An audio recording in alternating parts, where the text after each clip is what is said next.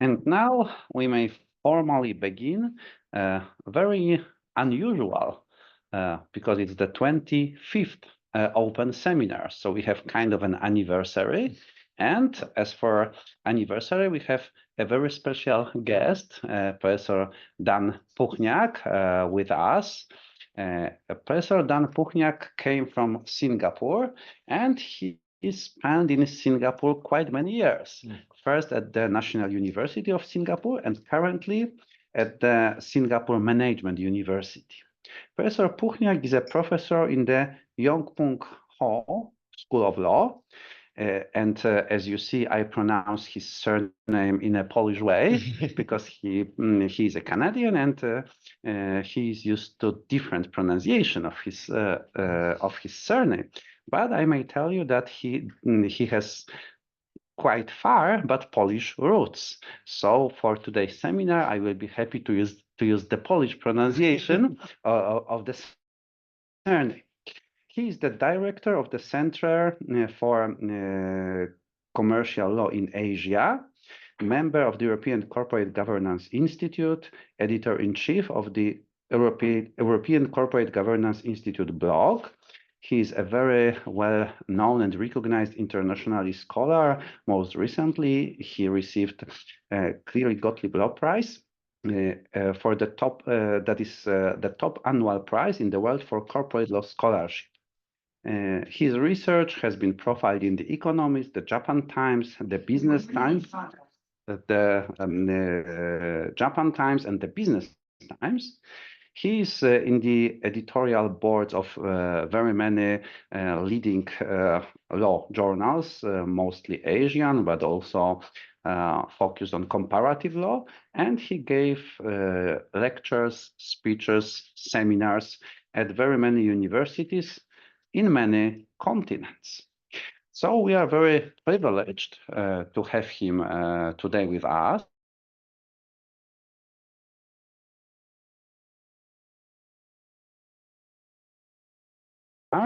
That is very interesting, very controversial. It's composed from comparative perspective.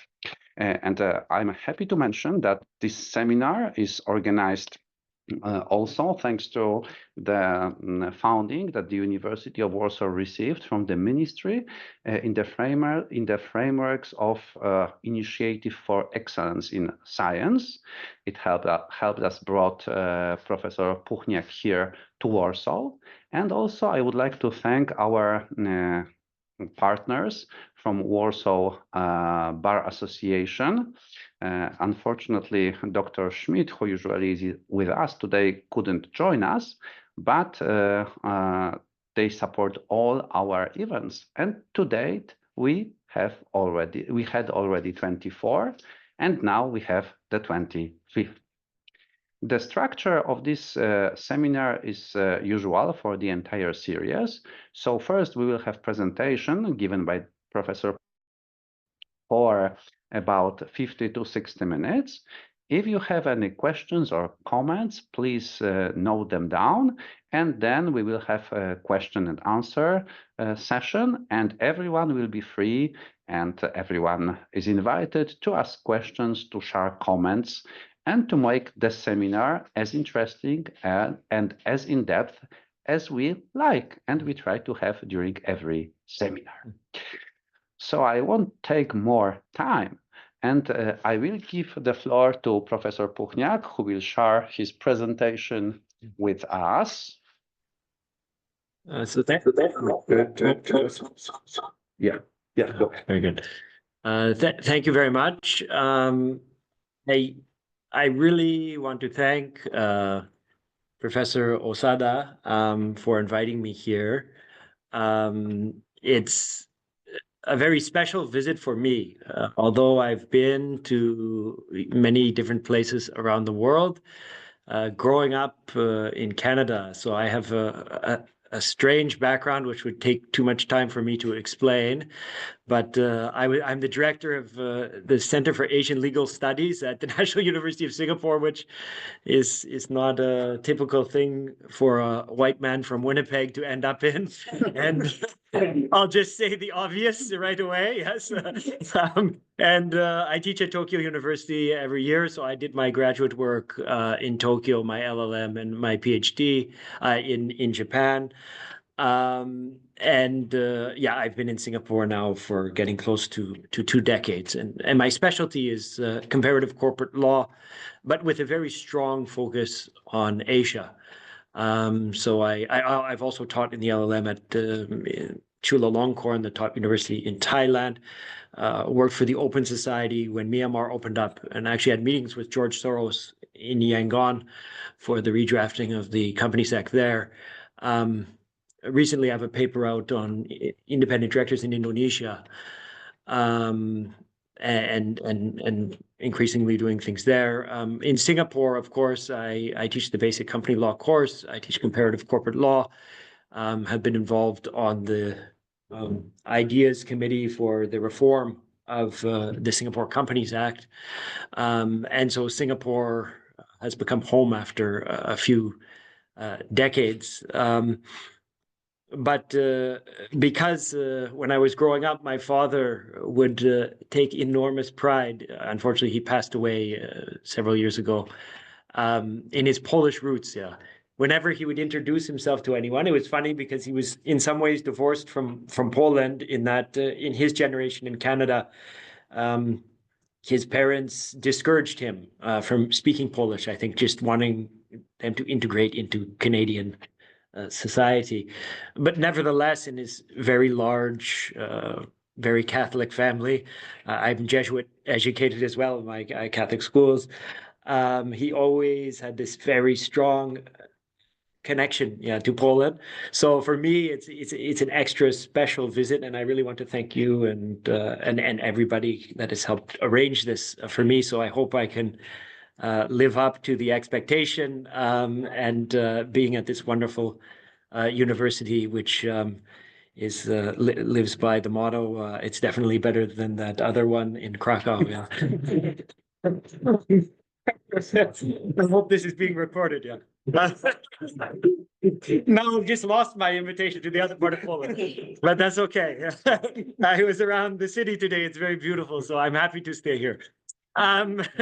So what I'm, on a serious note, what I'm going to and Pavel, I should say to him, he arranged my whole visit, and it became terribly complicated because I had to organize something for the European Corporate Governance Institute in Northern Italy, which for somebody in Singapore was not easy to do. And I was a co-organizer of this conference, and it was at the last minute to honor a very prominent corporate law professor who unfortunately had some health issues recently. So we wanted to have sort of like a festschrift, I guess would be for him. And so that was last minute. And so I really appreciate you accommodating me for this. And then Oxford asked me to give another paper, which I won't be talking about today, but a fascinating study on shareholder activism in mainland China. Me and a research team, we've uncovered a huge amount of shareholder activism against the state. And online, I found the roaring kitty of China, called Legend of the Red Scarf, organizing campaigns online to challenge the Chinese government. If you're interested, that was recently put on the Harvard Corporate Governance Forum. I have a working paper out on that. But on today, what I'm going to be looking at is this idea of corporate purpose. And, I've been teaching, comparative corporate law for 2 decades, and, been lucky enough to be able to teach it in many different forums on many different continents. And I didn't used to spend a lot of time on corporate purpose. To tell you the truth, I had a little section, if I go back 5 years in my syllabus, not a lot of time yet. Now it's become a major part of the syllabus, right? And it's interesting to look at the history behind this. And the first part of my talk will rely on this paper. Actually, this was the paper that won this corporate law prize. And then I'm going to shift into a newer paper that sort of builds on this. But yeah, maybe the title is a bit fitting with the election today. So when people read my title, they think that I'm campaigning for Trump. Yeah, but this is totally, you'll find out that this is just to, like all of us, we want people to read our papers. You need a good title. Yeah. So it's called No Need for Asia to be Woke. Yeah. Contextualizing Anglo-America's discovery of corporate purpose. You know, it was a very short piece that I never expected to get any recognition for. So frankly, when I got an email about this award, I was quite shocked. I don't know still if it even deserves the award, but they're very kind to me. But you know, what happened with corporate purpose is around 2018, right? You had this, you can't see the. We see it here. Oh, you see it there. Oh, good. So you had this book, by Colin Mayer, and some of you or anybody involved in corporate law will know Colin. He was the dean of the Oxford Business School. He wrote this book called Prosperity. It's not only, you know, if you look at the number of sales for the books I've written, it's not very inspiring. You know, several hundred or thousand copies is great, but Prosperity is like a real, you know, a book that you'll find in airports, right? So Colin made a huge impact with this book. It was covered in The Economist. You know, it was reviewed. You know, it became a popular book, right? In addition to being backed up with sort of academic insights, and in fact, Martin Lipton, the very famous sort of super famous U.S. lawyer from Wachtell Lipton Rose, right, who's become sort of an armchair academic. You know, if you flip open the inside cover of Prosperity, the book, he has this praise from the top people around the world. It's just, there's 2 or 3 pages of people saying how wonderful this book is. And I just pulled out one of them from Martin Lipton. He called it the Bible. I don't know, my Jesuit training, yeah. It's not, I read this with a bit strange feeling, but anyways, the Bible of corporate governance that is destined to change the world, okay? So pretty strong praise, right? To call a book the Bible. Yeah, my Jesuit priest friends maybe would recoil at this, but anyways, the Bible of corporate governance that is destined to change the world. And what was the book about? You know, it has a lot of stuff in it, but in the interest of time, it was a rather simple message, right? And he was trying to say that for a long time, corporations have focused on just maximizing shareholder value. Okay, this is in 2018. And that corporations should no longer do that, right? That the purpose of corporations should go beyond the maximization of shareholder value. Right, which is the whole idea of corporate purpose debate, of course, which maybe I'm telling everybody here things you already know, but just to set the scene, right? And so Colin's book came out, and then, you know, and this is a credit to Colin in terms of his timing, because in 2019, you had the Business Roundtable. And for those of you who aren't familiar with the Business Roundtable, the Business Roundtable is an organization in the United States, is basically the top 300-400 CEOs, okay, and they meet every year. And the Business Roundtable for years had been very, very insistent that of maintaining the statement that companies are there to maximize shareholder value. Okay, so a very narrow view of corporate purpose. And then all of a sudden in 2019, they come out and they say, no, this has changed. In fact, it was like they're channeling Colin Mayer's academic come popular book, and they say corporations no longer exist principally to serve shareholders, but for the benefit of all stakeholders, customers, employees, suppliers, communities, and shareholders. And this was reported again around the world, right? And you see this reported in different languages, and this is viewed as some sort of discovery, okay, something new. That we've had corporations focusing squarely on maximizing shareholder value. Why has this become of interest lately? You know, the environment is probably one of the key reasons that people say, okay, this is killing our planet. And I can tell you, you know, in Canada or Warsaw, it's a little different than Singapore. Yeah, we really feel the heat there. Because it's already hot every day. So, I don't know, my friends in Winnipeg, sometimes they're a little bit different. But this is what, they were saying, and that we need to think about expanding the corporations. For the Business Roundtable to say this was quite extraordinary in the US context. This was a dramatic shift, okay, from what they've been saying for decades. And then you get this man, which is, of course, Larry Fink. Okay, so, and Larry Fink came out, and Larry Fink is the CEO of BlackRock, and BlackRock is the largest institutional investor in the world. And Larry Fink wrote a letter. Again, he didn't write this letter to CEOs in the United States. He wrote the letter to CEOs around the world. Okay, and what he said to them is, it's time for us to embrace this new Colin Mayer Business Roundtable idea, that corporations are not just about maximizing shareholder value, but this is a stakeholder approach. And many people said, this is the end of an era.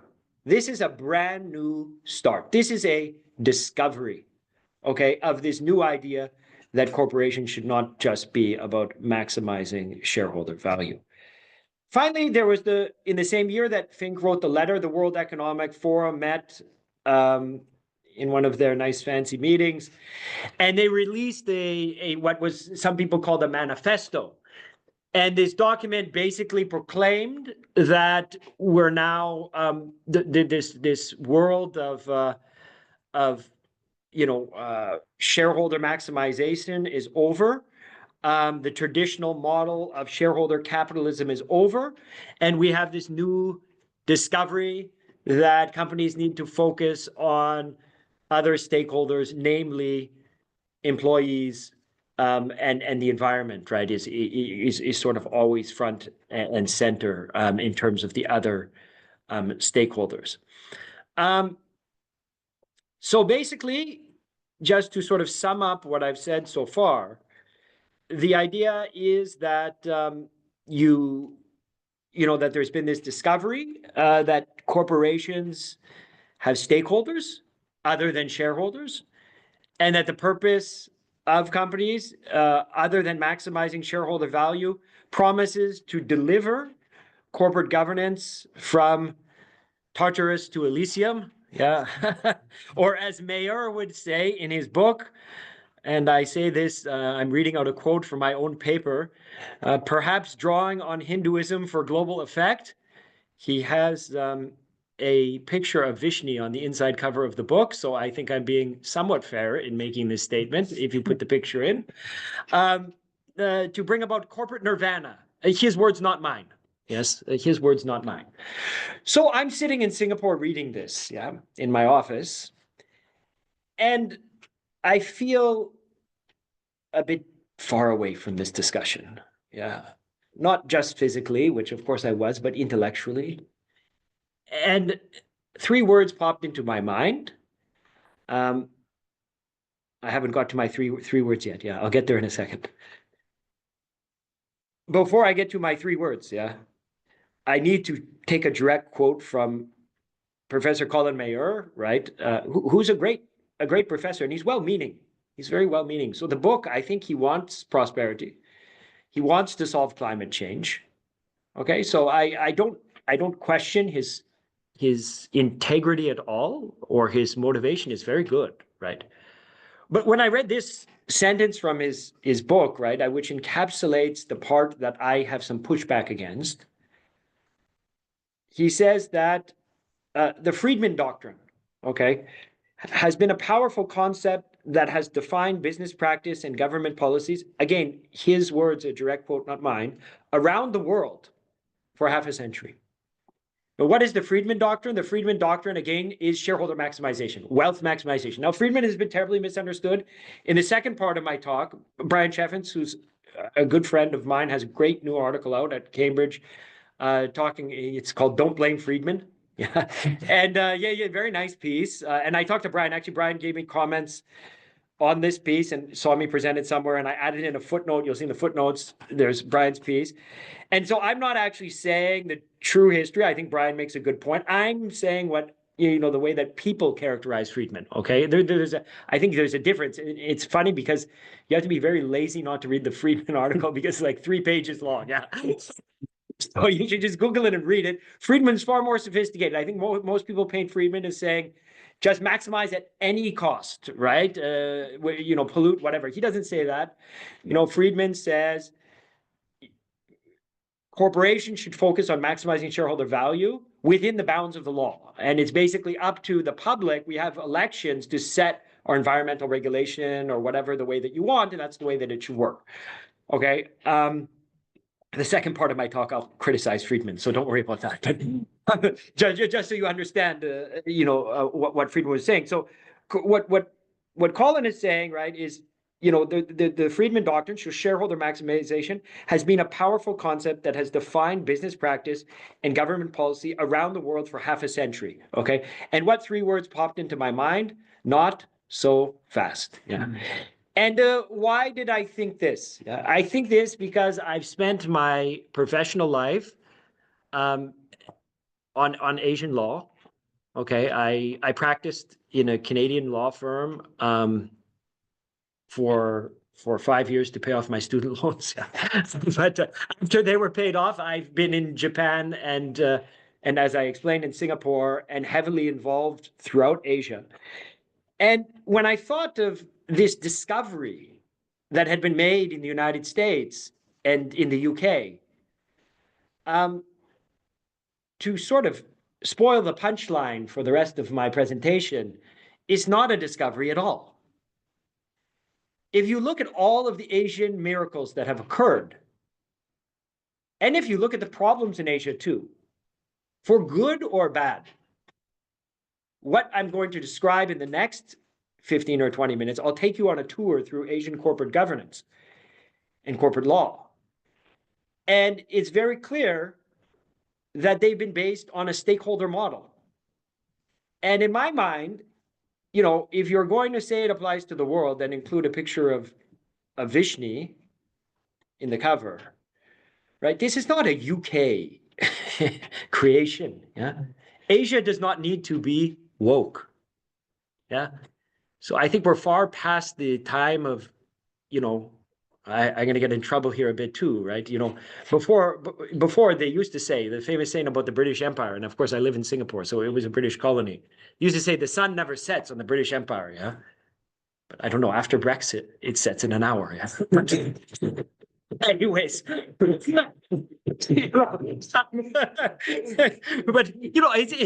we're long past the days of Asia now has, in terms of listed companies in the world, more than 50%.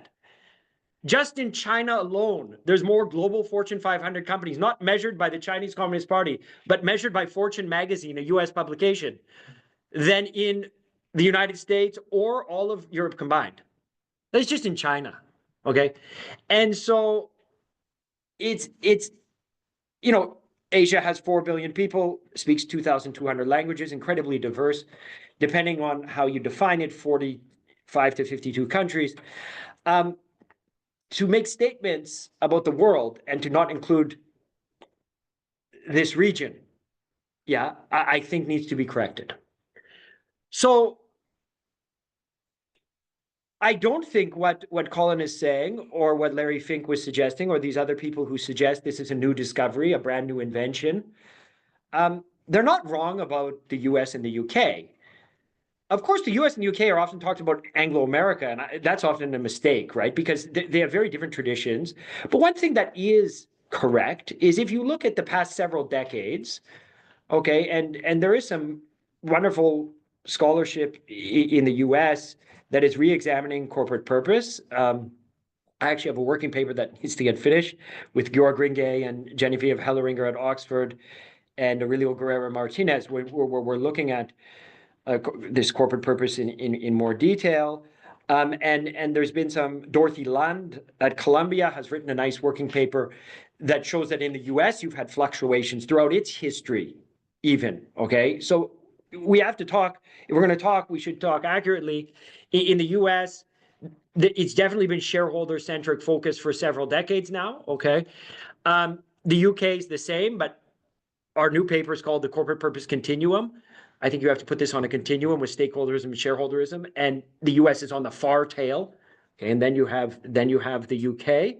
Okay, I don't think it's not a binary sort of A and B type thing. It's not stakeholder, shareholder. There's a continuum. So that's the title of our new paper, actually, Corporate Purpose Continuum.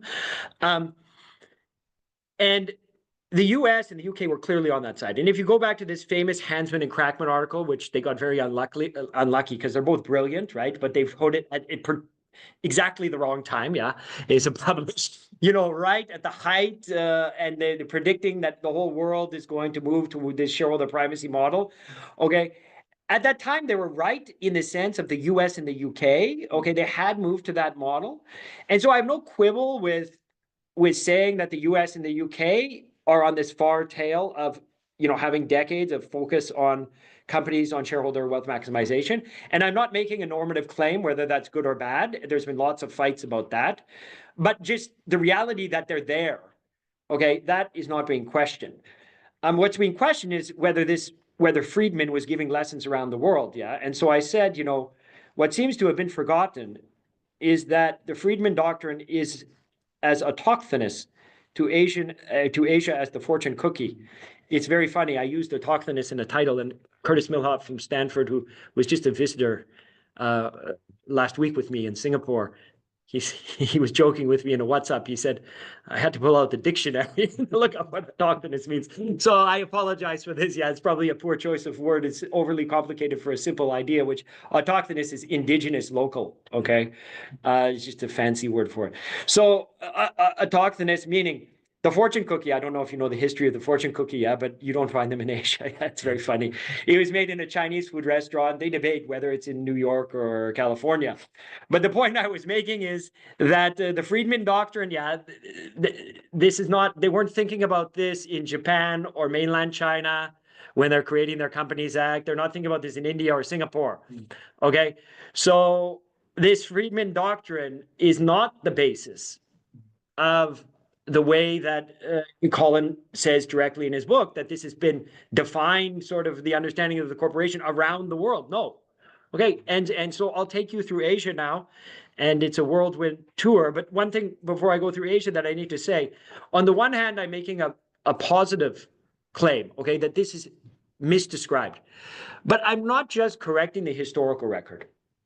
I think this has serious normative implications, okay, serious implications.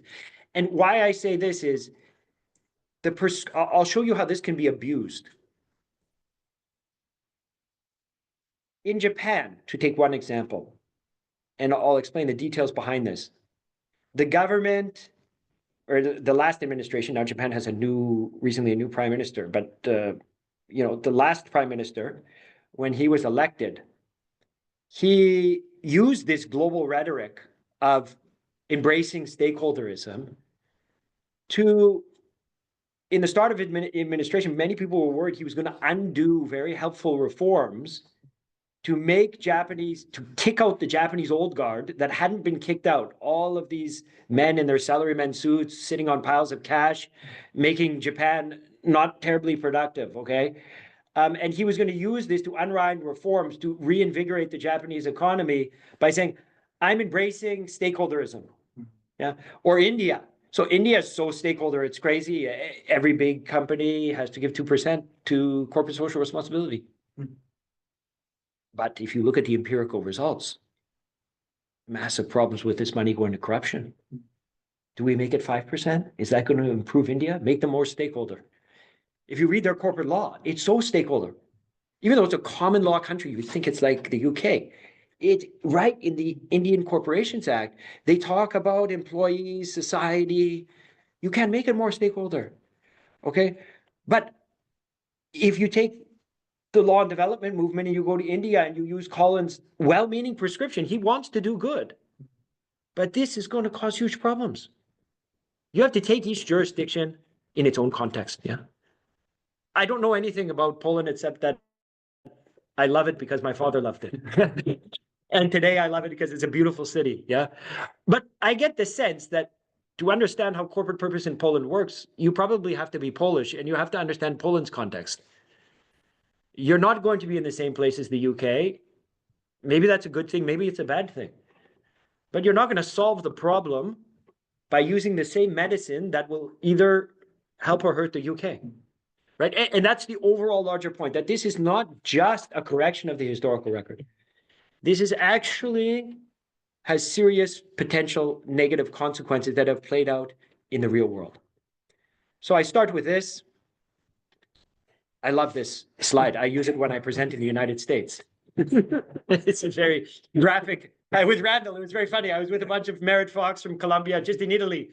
And I have on my shareholder, I couldn't resist. I don't like reusing slides, but this one I reused. Yeah. And I told them, when I come to next time in the United States, I'm going to use this slide. Yeah. I'm excited for it. So it's okay. Before COVID, I was at Columbia and Stanford, and they let me teach comparative corporate law a few classes, but maybe now this slide, I get canceled. Yeah. So, but I'm trying to make a point here that is actually very serious. Yeah. China is a very complicated place. It's a very complicated country. Every country is complicated. China's especially complicated. I'm not here to talk about the human rights record in China. Okay, that's ground for another scholar, not me. Okay. I know all of the arguments that are made on both sides. There's arguments about, everything to do with China. But there's one thing you can't deny about what has occurred in China. And this is either for better or worse. If you love it or you hate it, it doesn't matter. But what is quite clear is 200 to 300 million people have been lifted out of poverty. The Fortune 500 magazine had no Fortune 500 companies 20 years ago, and now they have it. The stock market was on no league tables 2 decades ago, and now it's the second largest in the world. Okay, these are facts not coming from China. These are international facts. Okay, so China is incredibly interesting. It's the second largest economy in the world. And the progress that has been made economically, I think, the first time I went to China was 97. I was going from Japan, where I was at the time. At that time, you ride a Japanese Shinkansen, a bullet train, and you think, wow, China's like maybe decades, maybe a century behind. Yeah. To think that I would take a trip this October with my family through mainland China, vacation, and ride trains like Shinkansens from, I'm using my Japanese, bullet trains, from Hong Kong to Beijing, seamlessly, is something you couldn't imagine. Okay, so there's been this great success. And the question is, for this paper, did they get there with a shareholder primacy model? No. So you read what they said in 2002, right? And it is shocking, right? Their corporate governance said, to be concerned with the welfare, environmental protection, and public interest of the community, and to pay attention to the company's social responsibilities. This is if it's written in 2020, but they're writing this in 2002. It shouldn't be surprising to you. It's called the Communist Party of China. Yeah, so as to why they would be writing about shareholder primacy, I don't know. But certainly they don't need to be putting more statements about companies doing things for non-shareholder purpose. Xi Jinping doesn't need a lesson on how to tell companies to do things for the state. Yeah. And then you read the 2018 statement. Okay. Just before Colin published his book, what did they say? They want companies to actively implement the concept of green development, integrate ecology and environmental protection requirements into the development strategy and corporate governance process, actively participate in the construction of ecological civilization, and play an exemplary role in pollution prevention, resource conservation, and ecological protection. If that's not enough, right, they then go on to say, they want the companies to help poverty-stricken counties or villages and actively connect with and earnestly support poverty-stricken areas to develop local industries, train talent, and promote employment. I challenge anybody to write a more purposeful statement than that. Okay. Now, whether they execute on that, that's a different issue. But they don't need to be redrafting their laws to put in more stakeholderism. Okay. So this is the point. China has it. Their conception or view of the company has always been that this is about Chinese society. Yes, they have mixed ownership. Yes, I found a bunch of cases of activism. Okay, I'm also not saying that. But their whole conception of the company is about taking a stakeholder approach. They have employee representation on their boards. Okay, this is like a German, large German model, right? A co-determination. They have this, and they've had employee representation since they had started up their new economy, right? So how can they become more stakeholder? You have statements like this about what the corporation should be. You have employee representation. They're as stakeholder as you can be. What is the risk in China? So the risk, and of course, every country has their challenges. The big challenge in China is if China repeats over the next 20 years what they did over the last, they're so far the biggest economy in the world. It's not even going to be funny. Okay. The question is, can they do that? And it gets harder. Of course, as you get richer, it gets harder. You know, Japan really experienced this. Okay, Singapore is an exception. Singapore caught up to, well, I'll show you GDP figures. You'll be shocked in a second, but I'll show it in a later slide. But the question with China is, can you continue this? The risk in China, which I think they'll avoid actually, and I think my shareholder activism paper recently shows this. The risk is that they're going to become too purposeful, that Xi Jinping is going to use his power and the party power to put pressure on companies to carry out political ends that will degrade their profitability and make them not competitive. That's the risk, okay? Now, China has gotten close. They flirted with this at times, okay? And they seem to pull back every time that they get a bit close, and every time you think it's going to collapse, they pull back. And it seems they've just pulled back in the last month or two again. Okay, they've reinflated the market, and they're doing market reform things finally. Okay, but they don't need more purpose, in my estimation. They need less. They don't need more stakeholderism. They need less. In other words, the medicine that Colin Mayer wants to prescribe to Xi Jinping is poison. Yeah, to put it in very stark, simple terms. Now I move Asian geography, and I'll show you a picture on your screen. I've sort of given you a bit of a tip, but where do you think this picture is taken? Any guesses? Japan, yeah. Okay, where in Japan? Tokyo. Oh, very smart. You're one of the only people, you know, in Tokyo University, most people got it wrong. I haven't had a chance to speak with you, but you're a very smart man, yeah. I presented this many places, Cambridge, everything. Nobody gets this, yeah? Nagasaki, Hiroshima would be too obvious. Yes. Most people, obviously, they say, well, if they know it's Japan, which most people pick up on, then they say Nagasaki, Hiroshima. Why do I show this picture? Yeah, I show this picture because people tend to forget. Now, again, my wife is Korean and Japanese. I've spent a lot of time in Japan, 6 years. I've also spent a fair amount of, I've been a visiting professor at Seoul National University many times. Okay. I'm not getting into the politics between Japan and Korea. Okay. It's incredibly complicated. There's a very sad history, to be very honest. Okay. World War II, of course, I don't need to say this here. Yeah. It's devastating and it's complicated. Okay. Why I'm putting up this picture is not for any sort of political statement, it's for an economic one. And if you keep looking at your screen, you'll see what happened in about 3 decades. It went from that picture to this picture. This, if you want to read a very interesting book, the Nobel Prize winner Michael Spence, and people don't pay attention to this because it wasn't the focus of his book, but in the first 20 pages, he talks about this. And he has a book called The Next Convergence. And he did the economic analysis looking back over time. And I was shocked when I read this. The Industrial Revolution in the UK, okay, which is seen as the era when the West sort of leapfrogged. okay, past Asia and became sort of the powerful economic leader in the world. During that period, the UK was growing, and I was shocked when I read this, according to Michael Spence, at like 3 to 4%. No country in the world had ever doubled the size of their economy in under a decade until Japan did it after World War II, according to Michael Spence's analysis, going back as far as he could go back.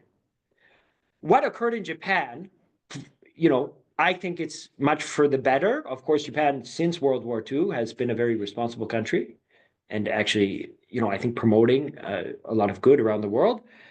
But it doesn't matter your view on Japan, okay? The reality of what went on from 1952 until 1989 is phenomenal, right? Tokyo firebombing that I showed you, they just wiped it out, okay? Now, I walk around Warsaw, and maybe, you know, I start to feel things here, even in a day, that tells me something extraordinary is going on here as well, right? Coming out of some very hard times. So it's not the only ones that can do this, okay? You know, this was repeated in Korea. It was repeated in Hong Kong. It was repeated in Singapore. But the Japanese were the first to do this. Now, how did they do this? And this is the part that relates to my paper. Did they do this with a shareholder primacy model? If you talk to any Japanese scholar on the right wing, the left wing, and the center, they did it on something called the corporate community system, where lifetime employees were at the heart of corporate governance. This is not debated in Japan. This is not debated by corporate governance scholars. Now, that model lasted up until the 1990s. Then we know there was the famous burst of the bubble in Japan. Okay, for about 6 months, the Tokyo Stock Exchange was the most valuable in the whole world. Bigger than New York, bigger than London. Okay, then it crashed. And since that time, there's been attempts to make Japan focus more on shareholders, okay, in order to solve some of the structural problems that built up over this time period. But it doesn't take away that Japan went from a devastated place, okay, to the second and then the third, you know, now maybe the fourth largest economy in the world, okay, with unbelievable products and innovation, okay, and they did this with an employee-centered lifetime employment model. Now, if I had more time, I'd explain to you the features of it. But what you see has happened since then has been pushing them from stakeholderism to shareholderism. I think this is needed. I think most people think it is needed. But the reality is that this talk about stakeholderism is an attempt to unwind these reforms to sort of keep the old guard in power. Okay, and I don't think they're succeeding in that. I think Japan is moving forward with this. You see there's a recent rash of hostile takeovers in Japan, which frankly, I thought almost would never come to pass. My good friend Gen Goto, who also is our mutual friend, he explained how the stewardship code in Japan, stewardship is used in the UK, especially the 2020 version, to try to drive ESG, to try to drive stakeholderism. Japan used it for the opposite purpose, to drive from stakeholderism to shareholderism, okay?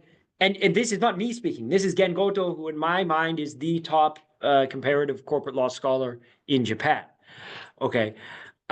So completely the opposite.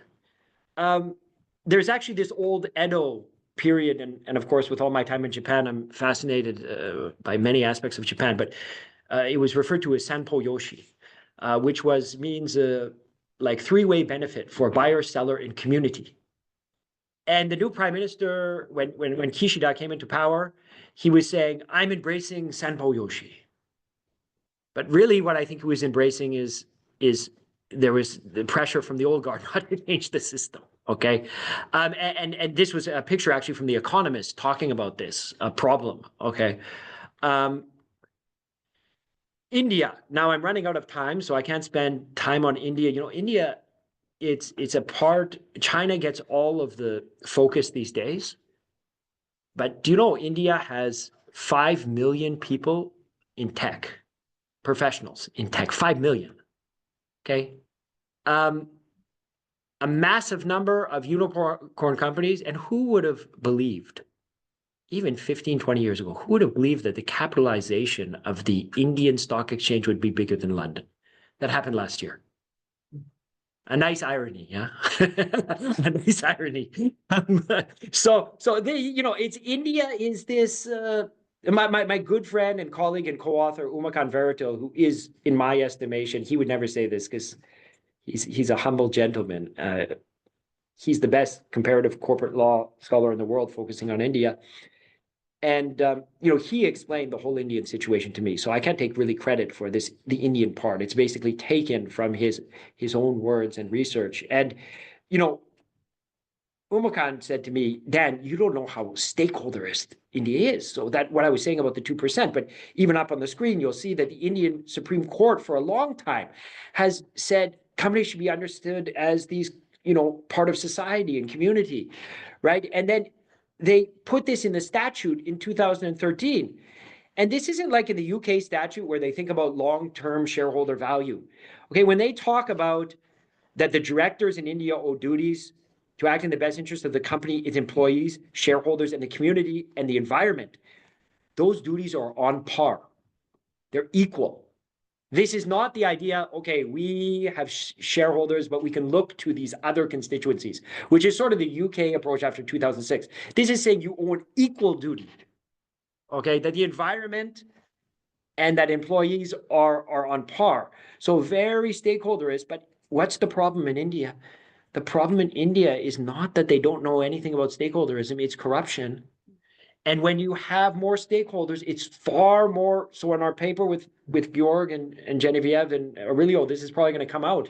When you're in the developing world, it's hard enough to pin down directors just on fulfilling their duties for maximizing shareholder value. Then you add in employees. Then you add in the environment. Are you really going to be able to enforce in an Indian ecosystem? Okay, if I ask Umakant, the answer is even with shareholders, we're having great difficulty with this. Now we expand to all of these things. So again, maybe it's well-meaning, but it will terribly, in my estimation, hurt India. But of course, politicians maybe want to use this as an excuse. People running these companies, people using this 2% to feather their own nest, to build say I'm exercising corporate responsibility. Okay, I'll build a stadium or a swimming pool in my hometown. Yeah. Okay, and so this is very, very problematic. Now I move to Singapore. Singapore, it's ridiculous, right? Singapore caught up GDP per person, Japan 1993. Okay, it's now double Japan.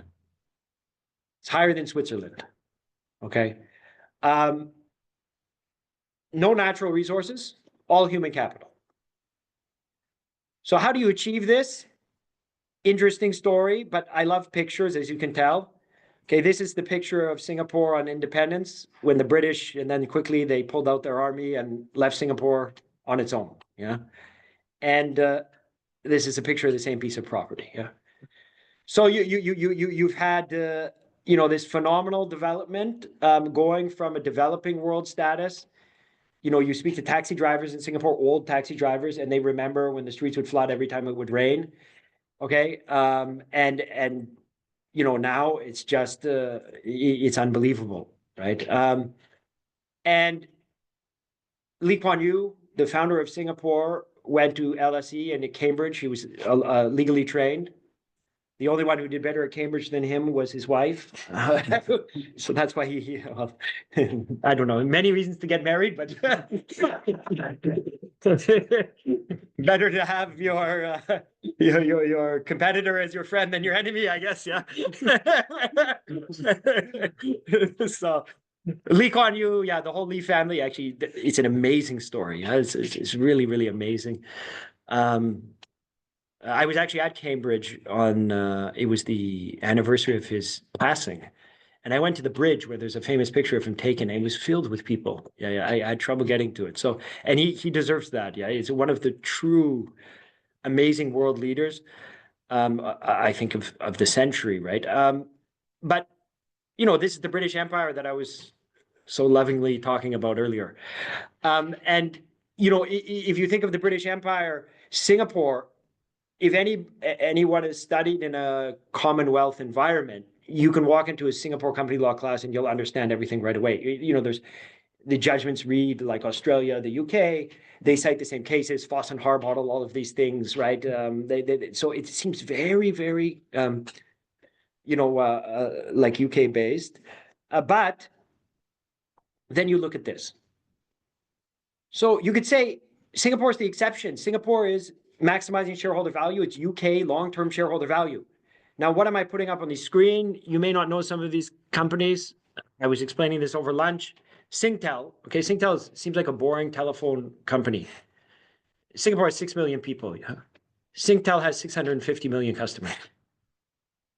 It owns 22 telephone carriers, owns one of Australia's 2 main telephone carriers, Thailand, India, okay? So Capital Malls Asia, biggest luxury mall developer in mainland China. Mainland China, 1.4 billion. Singapore, 6 million, okay? DBS Bank, regularly during the financial crisis and beyond, the most secure bank in the world, most well-capitalized, safe bank, won the award. Singapore Airlines, when I was at UChicago, I went to a talk. Somebody explained how the airline industry to me is, if you add up all the airlines in the world, it's probably one of the only loss-making businesses. Yeah, Singapore Airlines, government-owned, incredibly, normally ranked the best airline or second best in the world, and extremely profitable, right? Now you may say, well, Singapore, it sounds like this wonderful shareholder primacy. Okay, this is all shareholder primacy. But the question is, who's the shareholder of these companies? The controlling shareholder is a company called Temasek. What's Temasek? It only has one shareholder, the Ministry of Finance. So Singapore could be the most purposeful country of all, because when the government is the biggest shareholder in the country, when a dividend's paid out, it goes to build the parks and the airport and everything. Now, again, we could talk about whether this is good or bad. In Singapore's case, they've managed to work it out. Most places haven't worked it out. But what you can say is this is not a UK shareholder primacy model at all. This is not what Friedman had in mind when he was talking about this, okay? And so what's the lesson at the end of the day? This idea that you have one medicine for everyone around the world and that everybody needs to move to a greater extreme of stakeholderism is not only historically incorrect, but in my estimation, very dangerous. The second message is context is everything. You need to understand your local environment, and you need to understand within that environment, where do you sit in terms of stakeholderism and shareholderism? And within your own environment, you'll move back and forth. At different times, you'll need different things. Okay, and even in the United States, if you have a proper understanding of history, they've moved back and forth.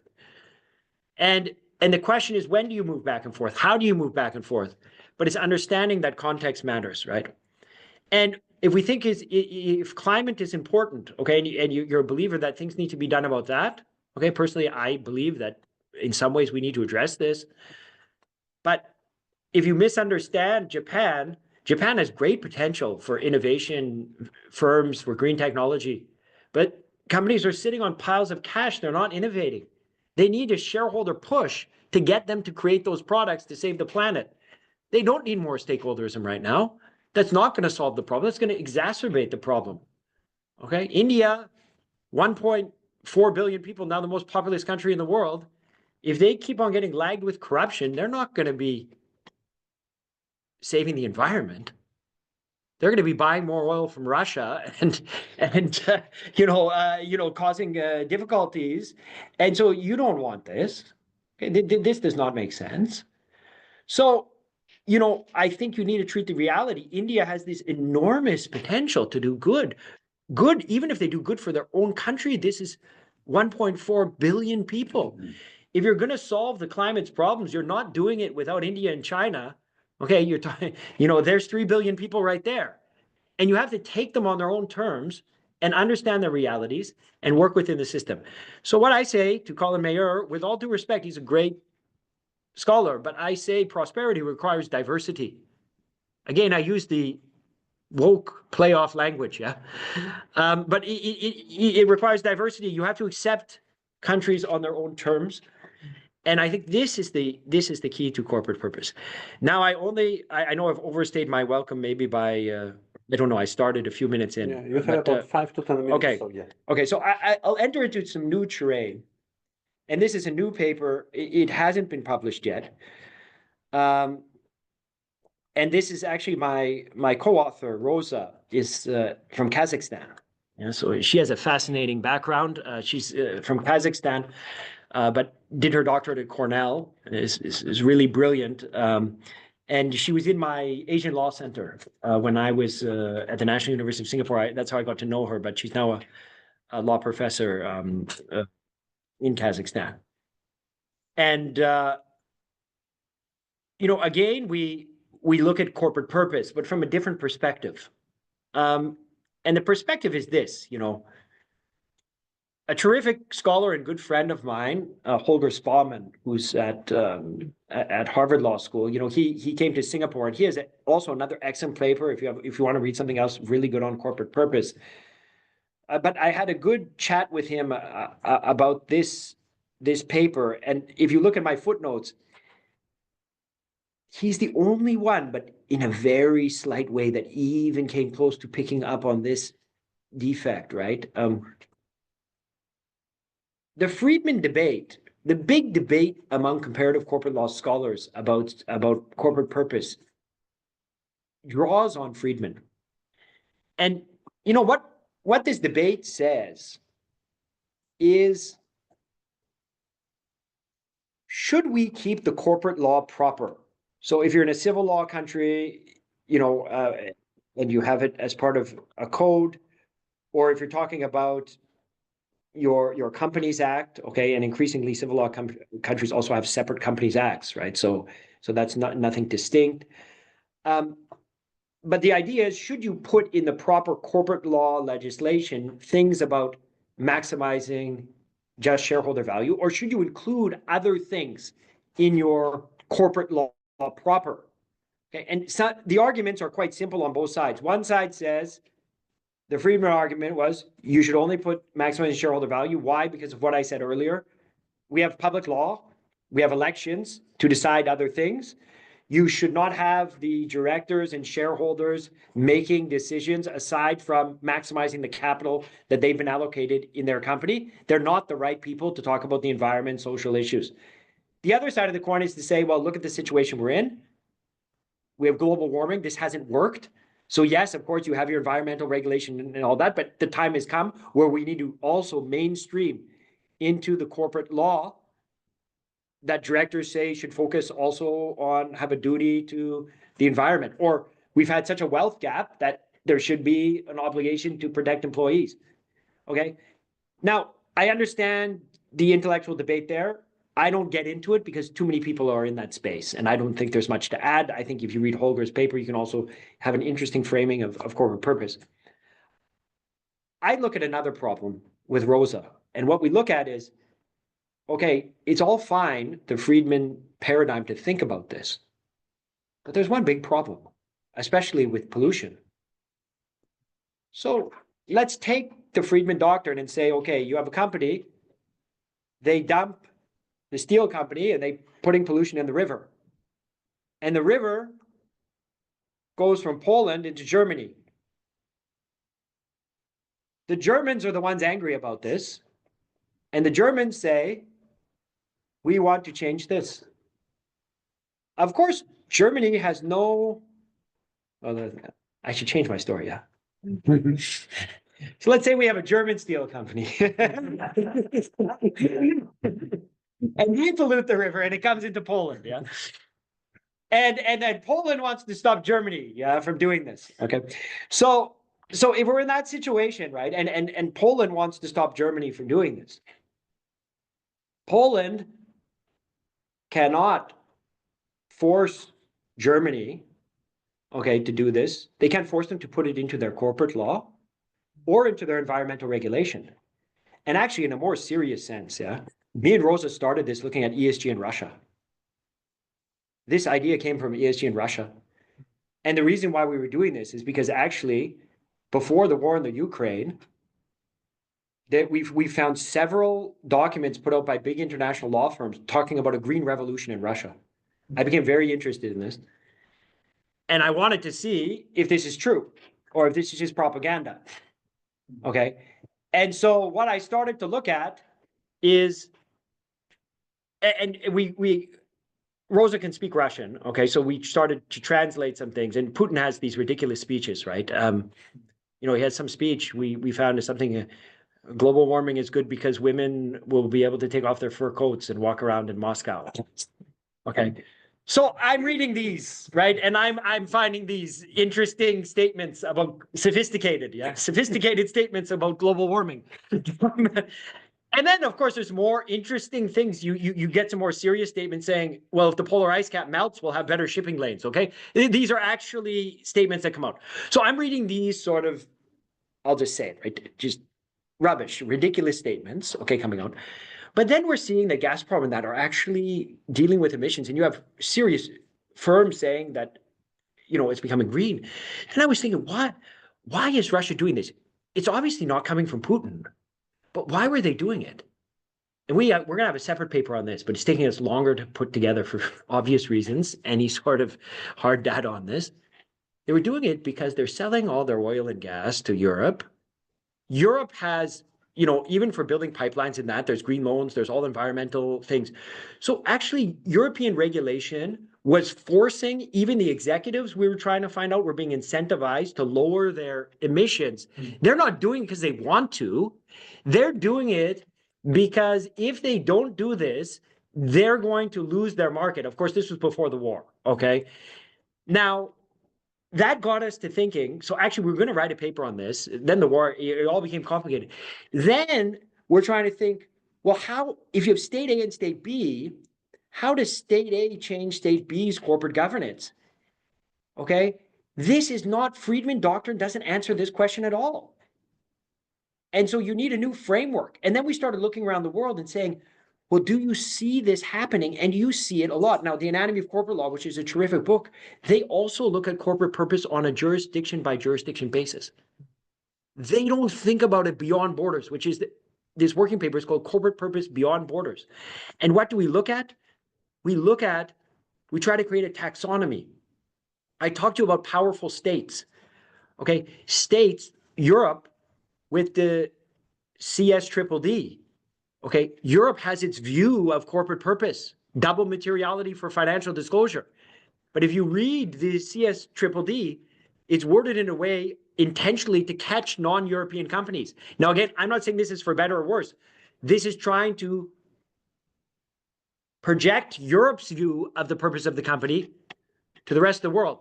So the subtitle of the paper is A Key to Saving the Planet or Colonialism Repackaged.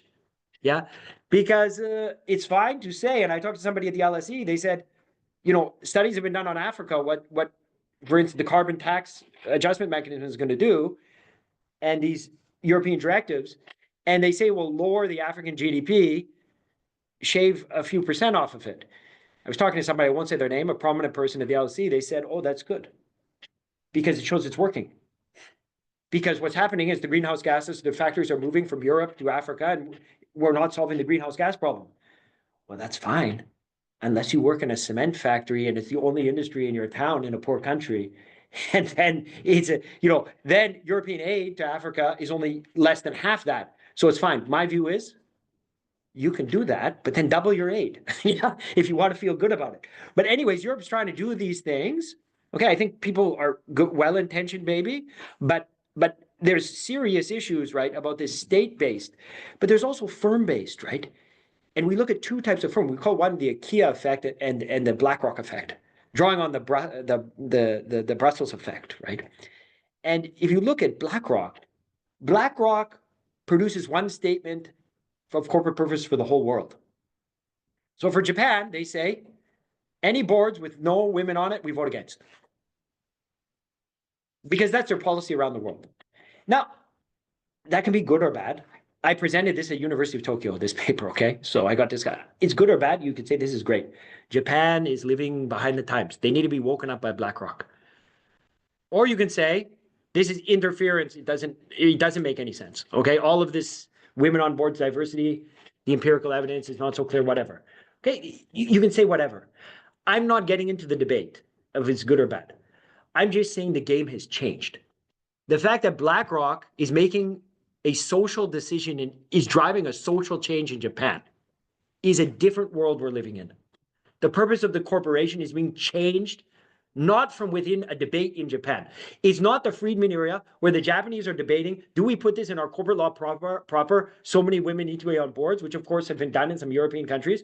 Or do we leave this to our equality, rights, public law? Okay, that is the old world Friedman debate.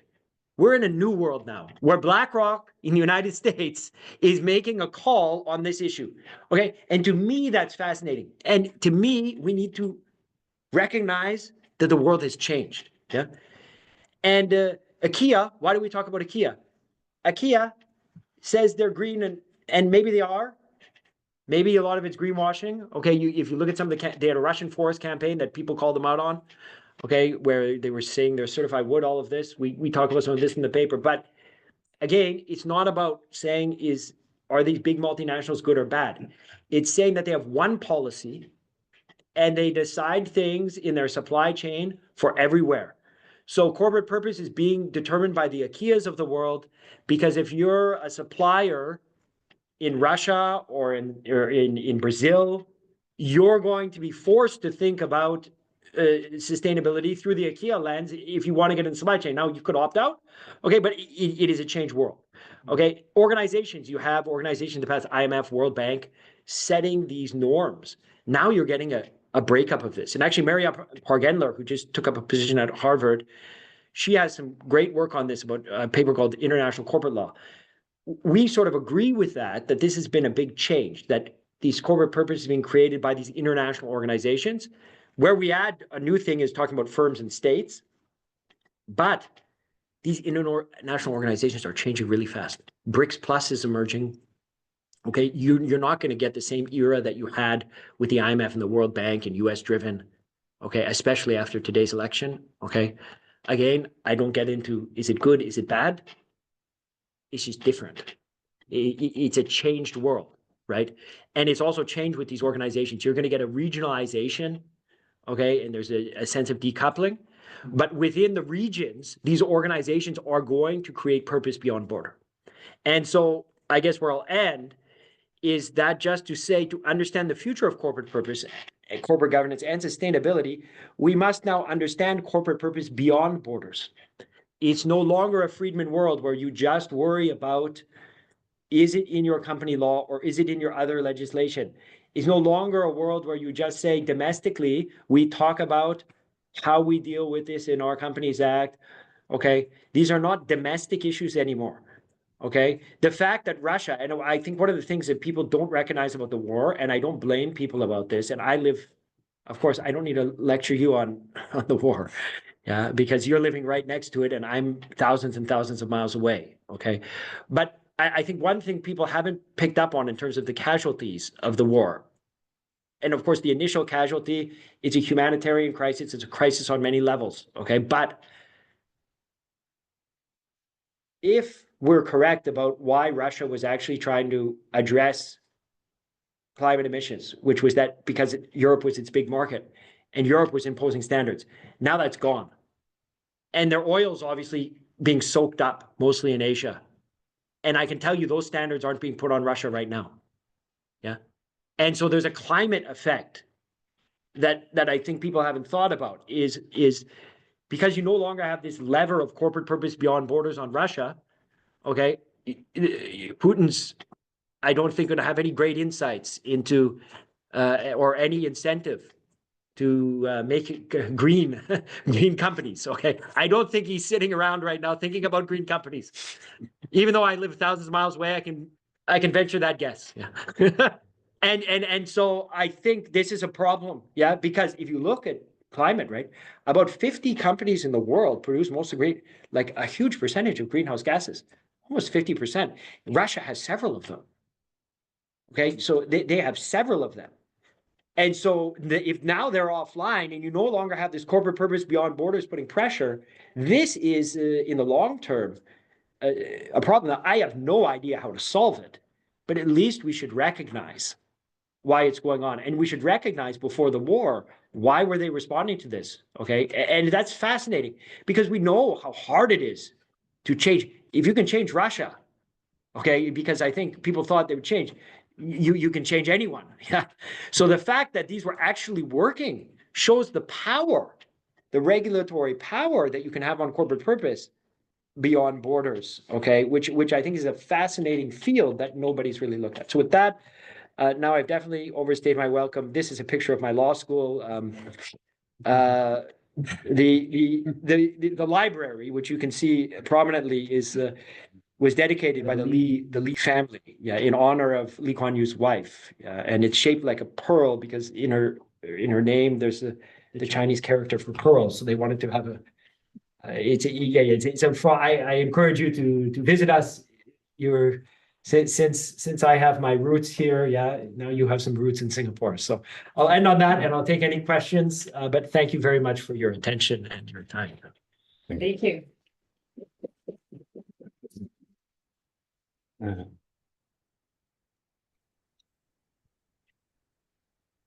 off your mic, please. Professor Puchniak, thank you very much. It was fascinating journey through Asia and through very many complicated issues. And the word that is kind of a key, at least for me, from your presentation, is context. You mentioned context at very different levels. And context is a key word for lawyers, or in even more levels.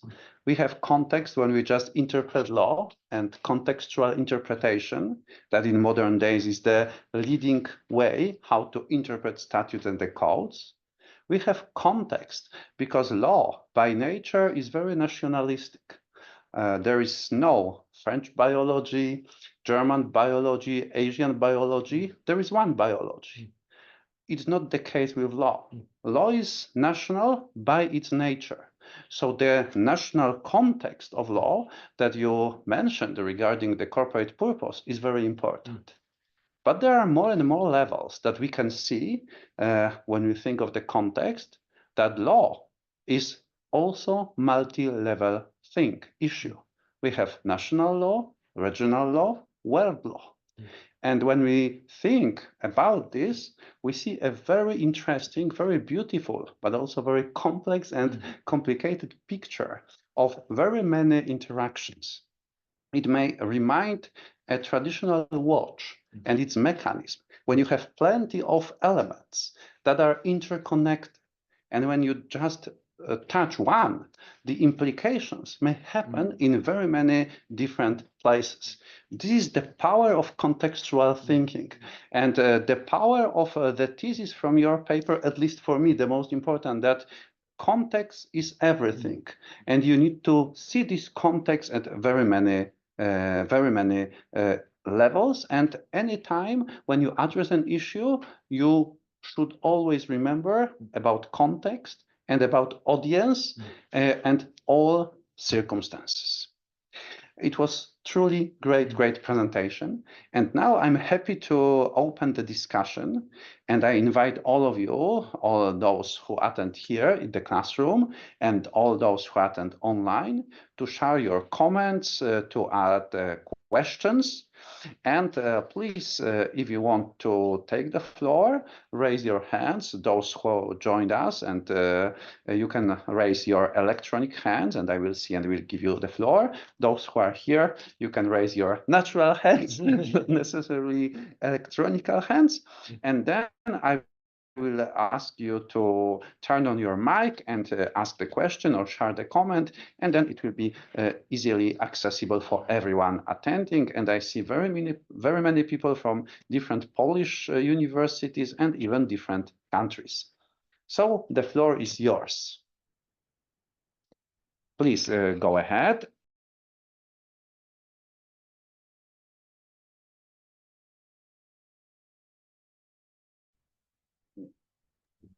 Then everyone will hear. Yeah. Okay. Good evening, Professor Puchniak. My name is Fandi. I'm an international student from Indonesia. And I want to ask two questions to you today. The first question is, today the EU is more and more pushing their environmentalism agendas through the EU Green Deals. Policies like the EU Deforestation Regulation and EU Anti-Indirect Regulation Indonesia's exporting country, is this a good example of corporate purpose beyond border, or is it a modern version of colonialism? That is my first question. As for my second question is, does corporate purpose need to be concepted internationally as uniform norm through treaties and ratification in order to realize the same ideas between countries regarding corporate purpose, while considering the fact that Asia is already overly familiar? So, Thank you very much. Professor Puchniak, please turn on your mic.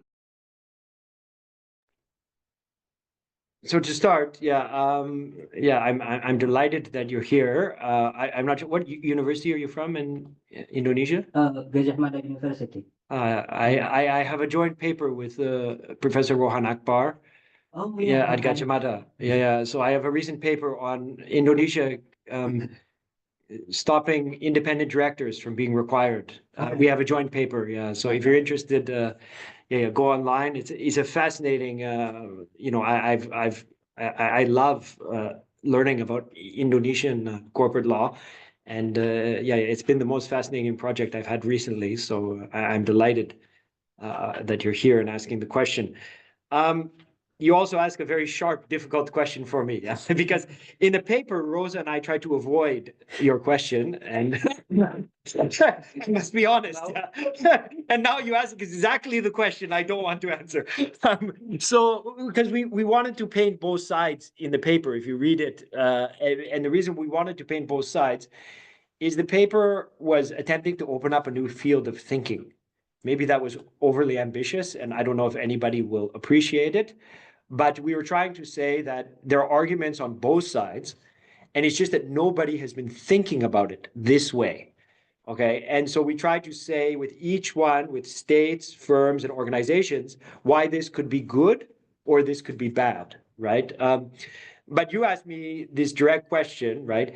And I think my answer to the question is, I as you can tell, sometimes I say too frankly what I think. So, but I think that when it comes to the developing world, I think that as well-intentioned as it may be from some people in Europe, I think that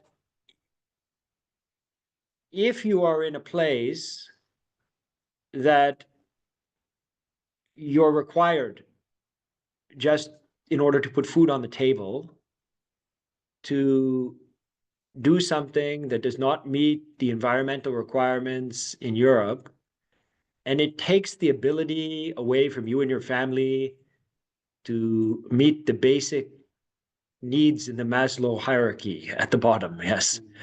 You know, having a roof over your head, having food, you know, then I think that if that's the end result, and we have to wait to see how it plays out because it's in the early stages, and it's a very complicated thing, as was correctly pointed out. So I think you captured exactly, but you expressed it better than I could what I was trying to say. But it's very complicated. So I don't know. I can't say at this point because we have to wait several years to look back on what has happened through these things. But obviously, if the end result is that in poor developing countries, you take away the livelihoods of people to the extent to drive them into extreme poverty, then I think my criticism of colonial repackaged is fair. And so I think that more effort has to be done because I don't think the answer is just to say, well, Indonesia doesn't need some incentive to protect its rainforest and biodiversity because Indonesia has 270 million people and some of the greatest rainforests and biodiversity in the world. So Indonesia is another critical country. Okay, you have Russia, you have Brazil, you have Indonesia, that you really can't solve this climate problem without. And so I think that more thought needs to be put into the fact of what the downstream consequences are.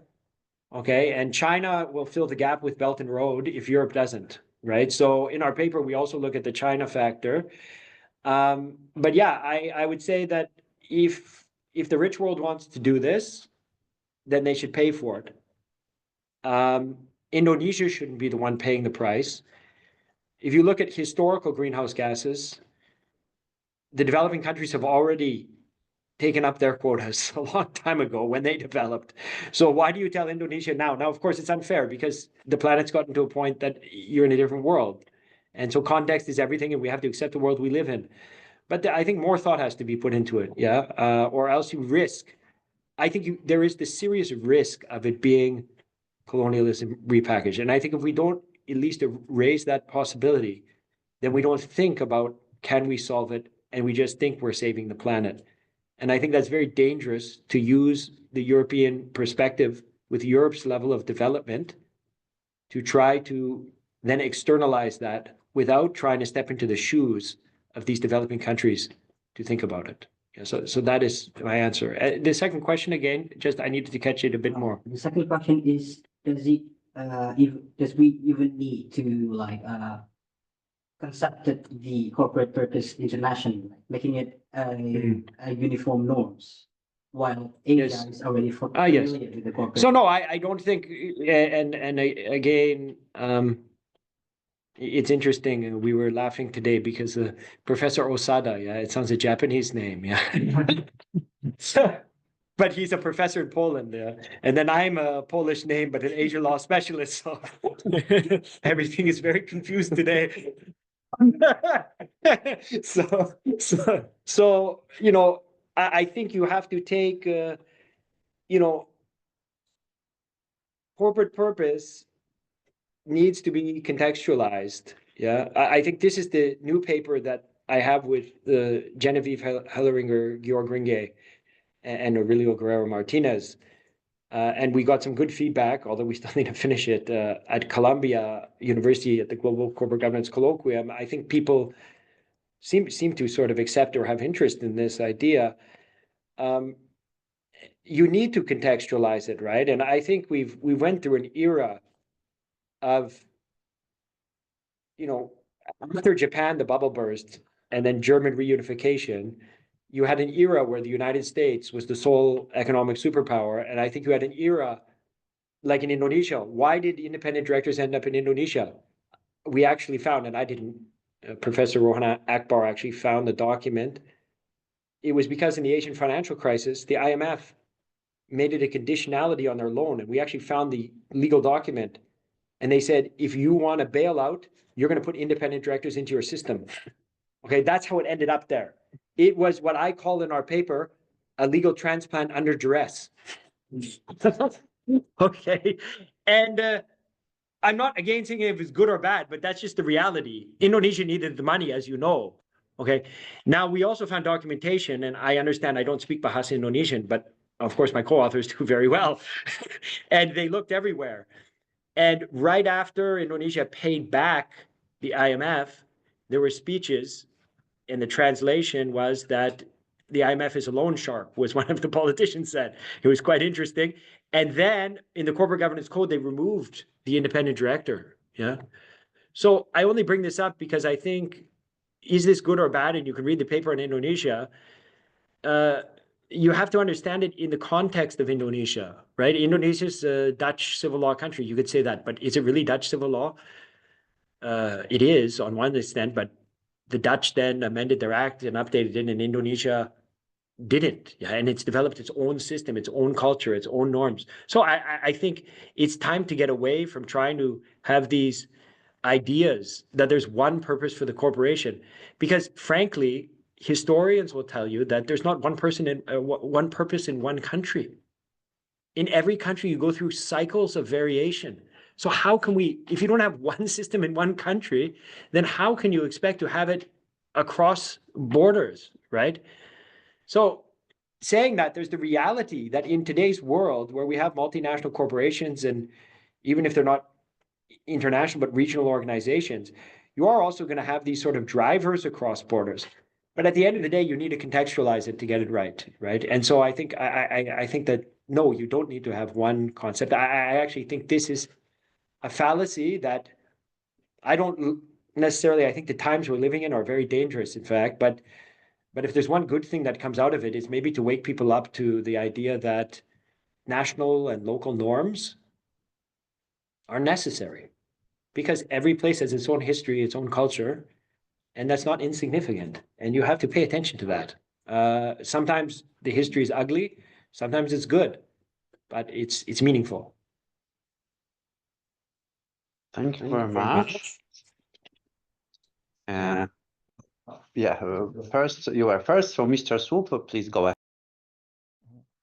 Thank you very much, Professor, for your wonderful lecture. It's really great that you're here with us.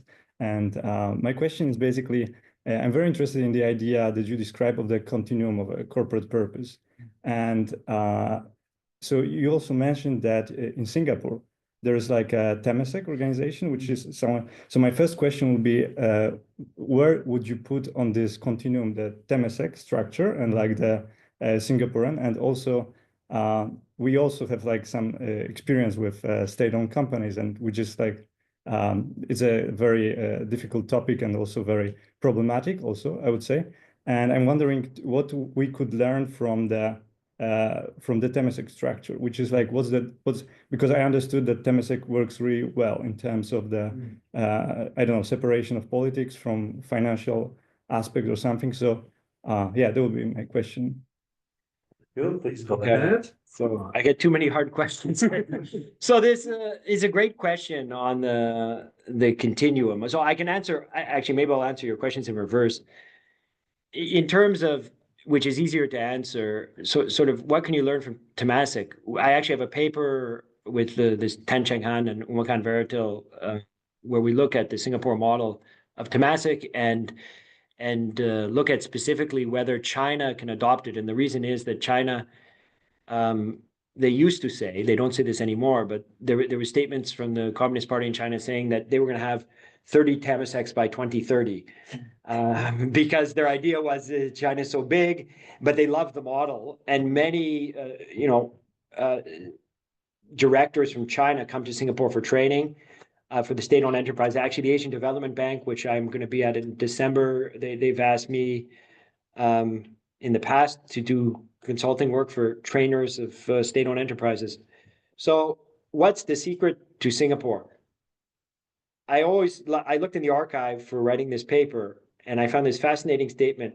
Contemporaneously in 1970s, when this system was set up in Singapore for Temasek, there's this ironic statement by the person who set it up. The person who set it up said that basically government-owned companies are a disaster.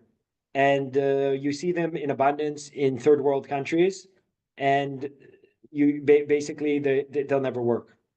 So I always say the only people who can run a government company are people who hate government companies. And that is the impetus behind the Singapore model. What do I mean by that?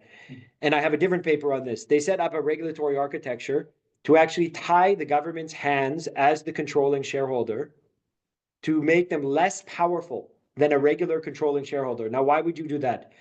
Because the government needed to put in funding, because when Singapore is the size of Manhattan, okay, and when it's a developmental stage, which is a poor developing country, there's not people running to invest in it. These days there are, okay, but at that time there wasn't.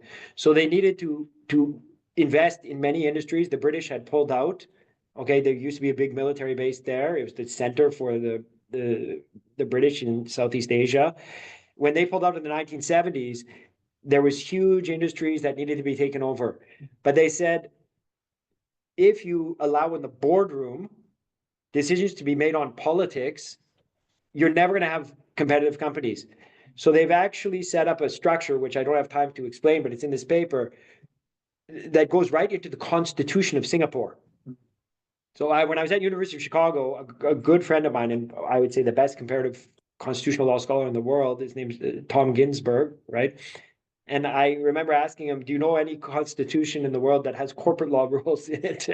And this shows how corporatized Singapore is. And he said, no. I said, go look at Singapore. Yeah.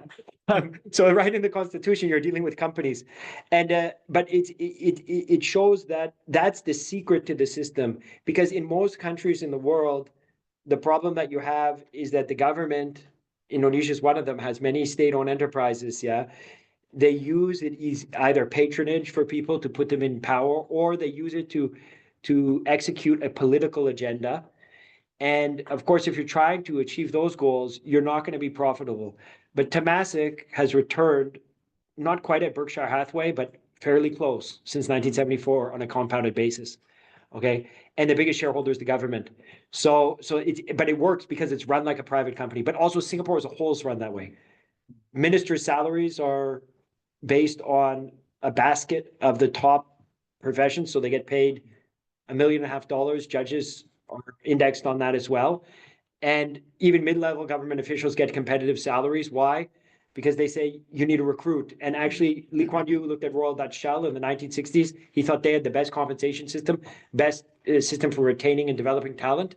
He basically modeled the Singapore government on that private model. So when the government is a shareholder, if you're like the Canadian government, I can say this because I'm Canadian, okay?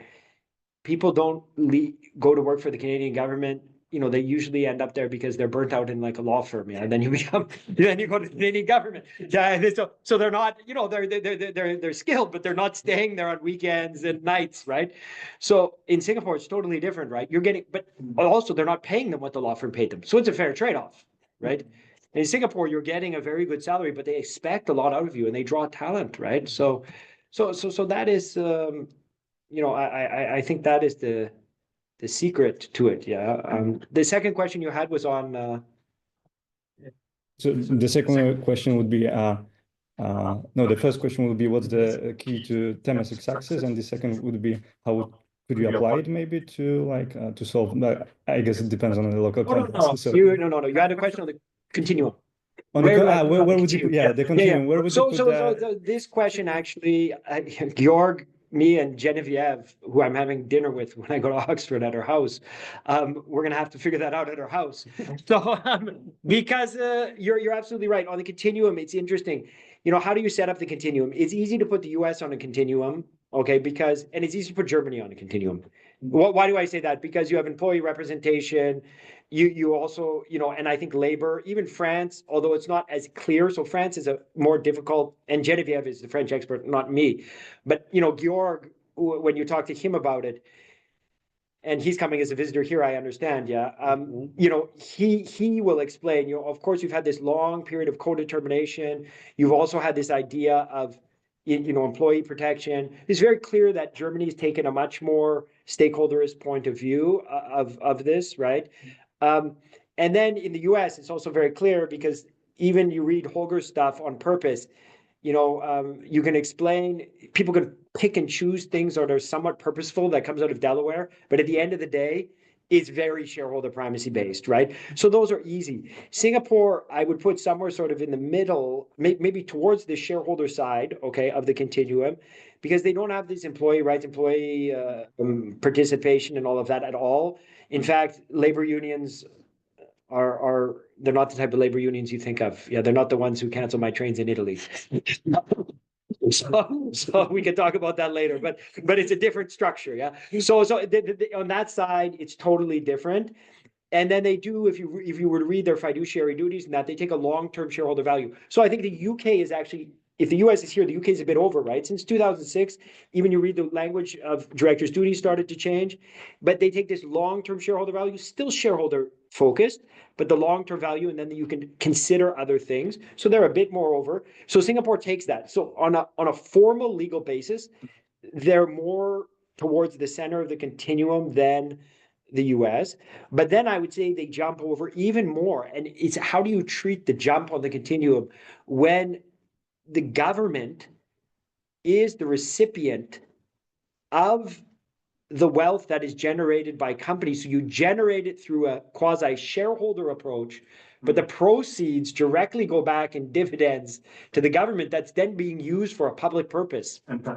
And tax, yeah. So so those are the more tricky things, yeah. And do you focus just on the corporate law proper, or do you extend it to the ecosystem? We need to figure this out in our paper. So we're still struggling with this, yeah, and then how do we do it? So we know there's something there. The thing I'm 100% certain all of the co-authors are is that the binary treatment of shareholder stakeholder misses massive amounts of complexity and is not helpful. And we know it's more than binary. And I have this feeling of continuum, but we also see one of our other theories we come up with is that the where you are on the continuum is very sticky. What do I mean by that? Japan for decades has been passing things to try to change it from a stakeholder approach to a shareholder approach. It's not just about the hard law. There's also a culture that develops around this, a way of thinking, right? And so it's very sticky, and we call it a corporate purpose equilibrium that countries reach. And in our looking at various countries, it seems this equilibrium is super sticky, and we don't have many examples of dramatic changes, right? I think even if you were to change, say, the German law or the French is a good example. If you look at their hard law, okay, it falls more on the side of recently, becoming more shareholder focused. But when you actually look then behind the curtain at labor and the power that labor has in the French context, okay, it forces companies to be much more purposeful in their approach, right? And so this is why the paper is not finished yet. And it's not on SSRN, but I'm hoping on my day off on the weekend after I see you to try to figure out before I see Genevieve. Yeah, we need to work. We need to work this out. So a very good question without a good answer at this point. Yeah. Thank you.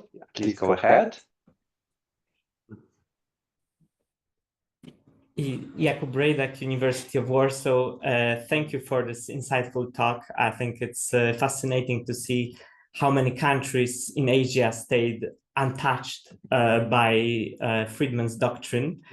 However, when you read Friedman's essays, you can read that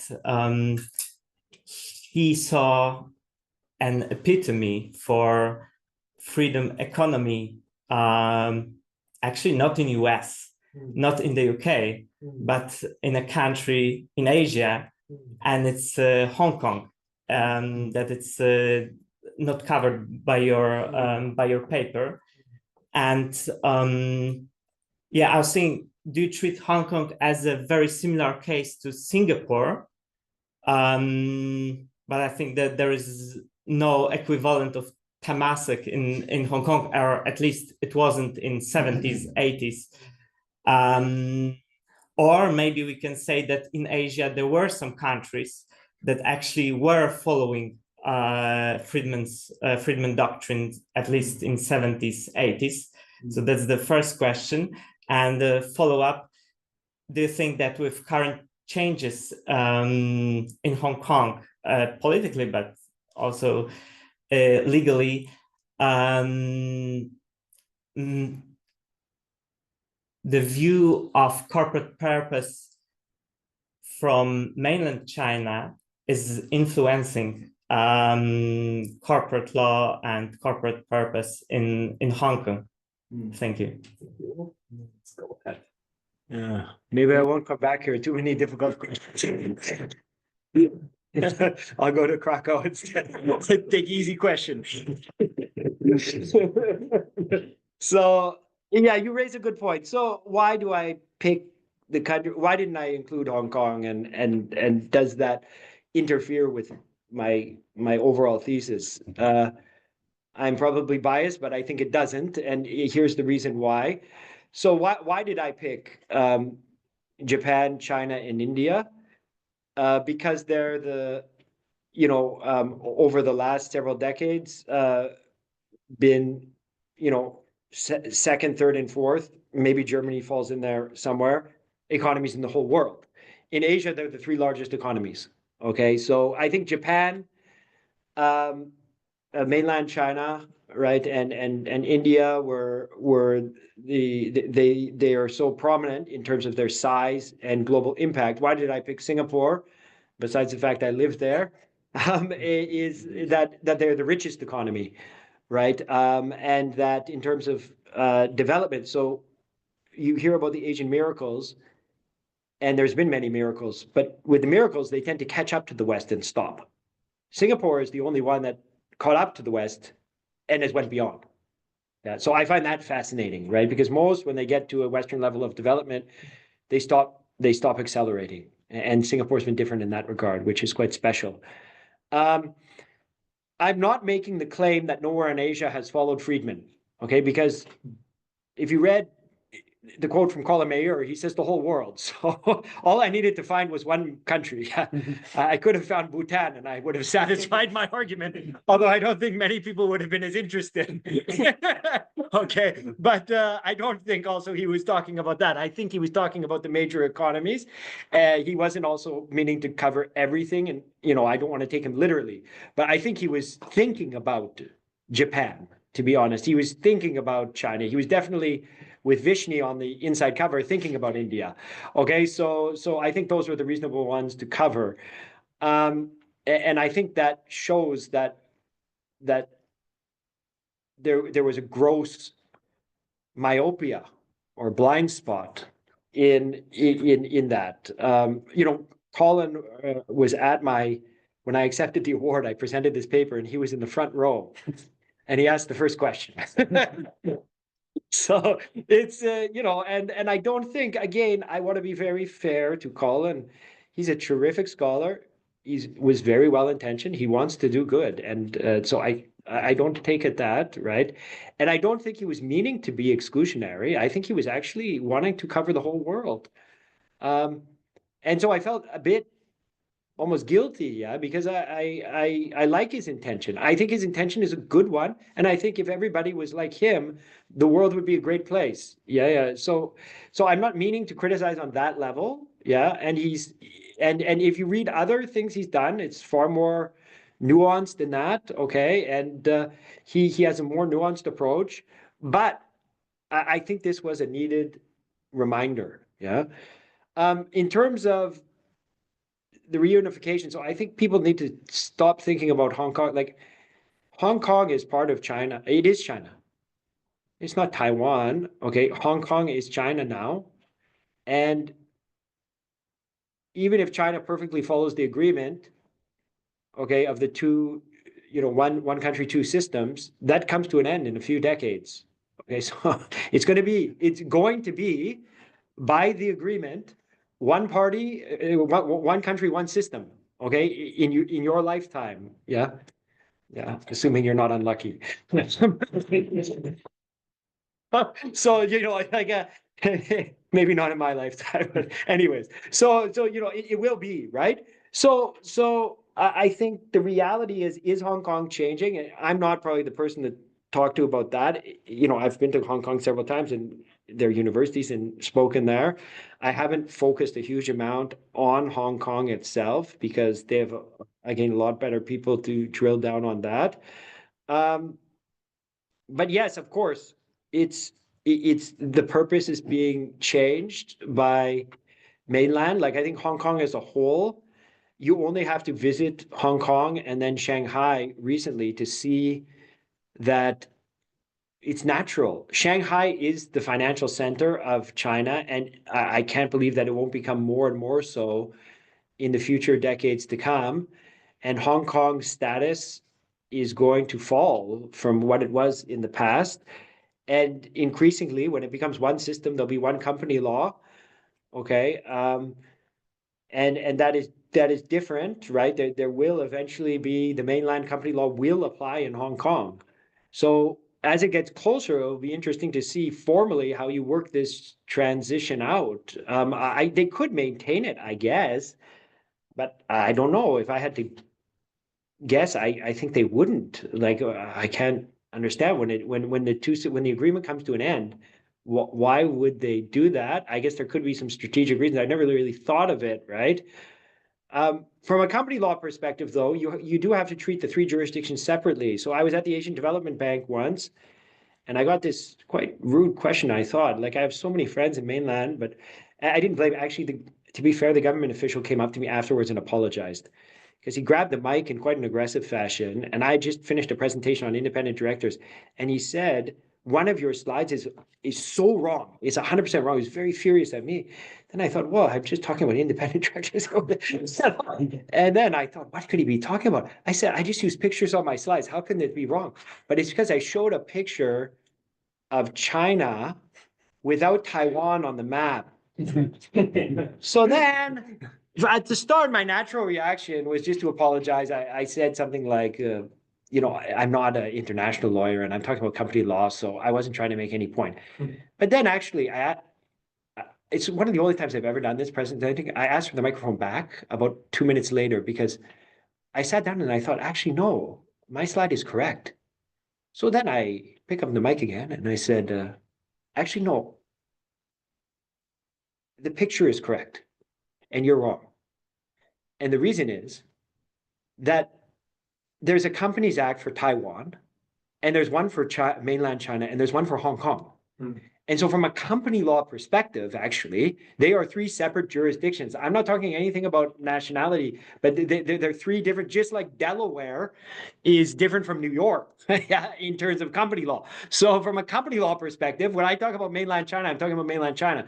So at this point, I do think that purpose in Hong Kong is still being dictated by the fact that they have their own separate Companies Act, and they have their judgments. But then you see, you know, and this gets into the larger Hong Kong issue of, you know, these cross listings, and there's now a mechanism to integrate the securities market in China, right, through Hong Kong for A shares and stuff like this. So the H shares and A shares, and there's this integration, and I've never really thought about how that changes the overall agenda of companies in Hong Kong, except to say that Hong Kong is changing, and it would be fascinating, I think, to think about, how purpose plays out in this Hong Kong context, which is going through all different sorts of changes. You know, I was talking, because of the strike, Luca Enriquez drove me to the airport because the Italian trains wouldn't take me. And so we got into a long talk about the corporate purpose in the car ride. And I was talking to Luca and saying, you know, I think that purpose in China, and this includes Hong Kong, is a national purpose. Okay. And Europe, I think, is trying to externalize its purpose. Okay. And the US is still focused on shareholders. But I think China has a special sort of blend of how they view purpose, right? It's not through a shareholder model, but it's also not through a European model, which seems to think they're going to use the Brussels effect and wants to change the world, right? China is worried about Belt and Road, but they have a very national perspective on this to raise the development level in China, right? And I don't think Hong Kong is excluded from that by any means. But it's definitely a very interesting question, which I would have to think a lot more about. Yeah. Thank you. Professor Romanowski, please go ahead. Thank you for being with us. This presentation.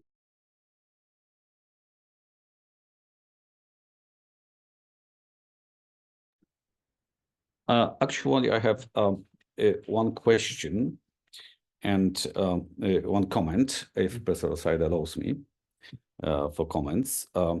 Actually, I have many questions and many comments, but which take too many hours. And before I ask this one question, first question after that comment, I would like to refer to Kuba's question, who is my student, and now he's in London.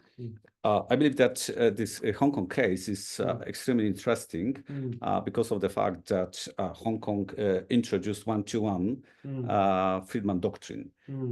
And the situation that Hong Kong now is a part of China, as you said, can show how there is a collision of cultures, having in mind that the Chinese model, I don't like Chinese rules of law and so on, is, I believe, very specific because of the impact of Communist Party on the enterprises.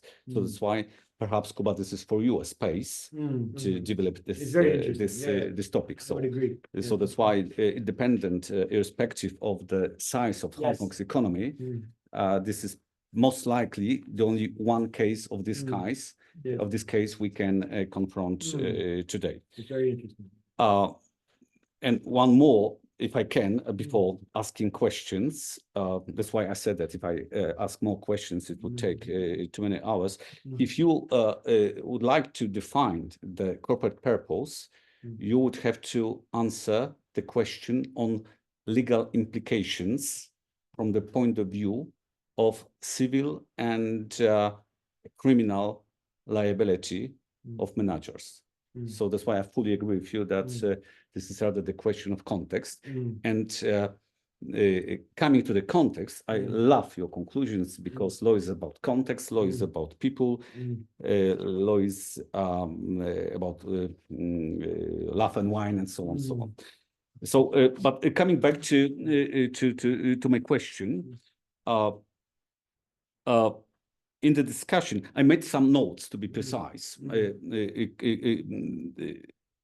In the discussion about the corporate purpose, the statement of the American CEOs you mentioned become a sort of a prejudicial argument for many.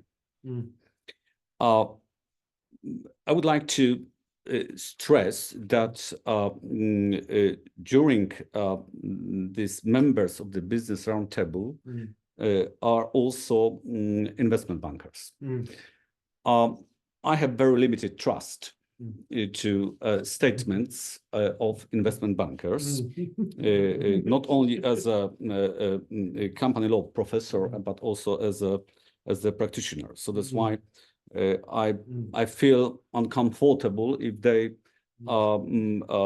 teach about ethics and so on, so on, so on. But made a note what they stated, and if I can quote, generally the CEO stated in 2019 that maximizing shareholder value can not be the sole purpose of a corporation. They put it bluntly, quote, each of our shareholders is important. We are committed to delivering value to each of them, thereby building the future success of our companies, our communities, and our country. Today, we most likely know that to make America great becomes again a very important manifesto for the next few years. And the manifesto, as I read many papers and listened to many presentations, is seen, even not was seen, is seen as a break, as you said, with the shareholder value doctrine associated with Friedman, who argued, and this is important to remind that, quote, the social responsibility of business is simply to use its resources and engage in activities aimed at increasing profits within the boundaries of a game based on the principle of open, free, and fair competition. Question. Do you think that American CEOs only want to be accountable to God and history? That it was the sole purpose of the statement. Thank you. I think a professor much smarter than me has already answered most of this, which is Lucien Bebchuk. Yeah, so he actually looked after the very interesting research on after the CEOs made these business roundtable statements. Did they actually go to the trouble of doing anything inside the corporation to make this come true? Did they pass any resolutions? And you probably know the answer is no, they did nothing. Yeah, so I think that he has actually proven, and then I believe he had a New York Times article, or maybe it was, I think it was New York Times, it could have been Wall Street Journal, that actually showed that they did nothing. And the US, of course, has had a backlash in the last proxy season against ESG-related proposals. Even the institutional investors have dramatically changed their point of view. So if what you're suggesting is that these CEOs did this sort of purely for publicity, and they weren't actually believing that there was going to be any real change, I would say you're 100% right. I think that he basically gave definitive evidence of that. So I think Colin Mayer was authentic in wanting it. I think Colin Mayer is different from the CEOs and investment bankers that you suggest, where I think Colin actually, and this is why I went to trouble in this talk to repeat a few times that I think Colin is very well intentioned. I wouldn't say that about the people in the Business Roundtable. I think the people in the Business Roundtable knew that they were not actually going to change their profit motive. In fact, this was a advertising statement to increase their profits even further by trying to make people think that they're going to do good, to put the heat off of them, and so that they don't get any hard legislation coming down. Because you have to remember, there has been talks in the United States, again, even now seeming further left-wing after today, of trying to put employee representation on boards, Bernie Sanders and Elizabeth Warren and things like this, which seem so far away. But I think there's always the concern among these CEOs, if we don't do this, are they going to come down and regulate on us? And you have the SEC trying to do things, of course, with non-financial disclosure and things like this. So I think they were being very strategic by saying this because they want the heat off of them, right? And thankfully, there's people like Bebchuk around to test whether they actually do this. And I think he called them out on it quite correctly and proved that this wasn't the case. I was in a room with Lucian and one of the top people in BlackRock, and I saw him question one of these people quite effectively. So I think, yes, if that's what you're suggesting, I think you're absolutely right. And I don't put them in the same camp as Colin, although I think they were speaking the same words. I think their intentions behind the words were much different. Okay, thank you. Thank you. Thank you. I see next Professor Nowacki. Please go ahead. Wait. Yeah. So one more comment from Professor. I can do it later. Yeah. So maybe Professor Nowacki, and then we will get back to you. Perfect. Professor Nowacki, the floor is yours. The floor is yours. Thank you very much. I just have two questions. The first question is the countries you mentioned and that indeed have some kind of stakeholders background like India or China and their culture. To what extent do you think that the growth in these countries that you mentioned comes from this stakeholderism, or to what extent it comes despite that? So to what extent this stakeholderism is indeed a possible way to promote economic efficiency, and to what extent that's a drag on that? That would be my first question. And the second question, because I also wanted to ask you, but you have already answered, whether that's just a lip service or there will be any real deeds. But my question would follow up on this, and stakeholderism means more responsibilities, but that also means more power. Not only responsibilities, but with responsibilities comes the power. So is that the reason why people like BlackRock CEO love it? So is this stakeholderism in a sense a threat to democracy as we know it? So is this something that we should really desire from that perspective? So isn't the right way that the corporation will make money, distribute it to people, and then the people make a decision how they want to spend that wealth on possibly very good social purposes? And now, because in this stakeholderism, what we have is we are used to complaining about lack of shareholder activism, and that will become even more problematic if we task corporations with jobs other than just making money. So, because as you already mentioned, it will degrade the importance of citizenship, of voting, of elections. So we make more space for self-regulation and as well for regulations that will be imposed by big corporations on some other minor corporations. Is this a good way from the perspective of keeping the democracy, keeping the people in power and corporations in full check? That would be my second question. Do you have any worries in this respect? Thank you. So Thank you. Please go I ahead. can guess that you really love stakeholderism.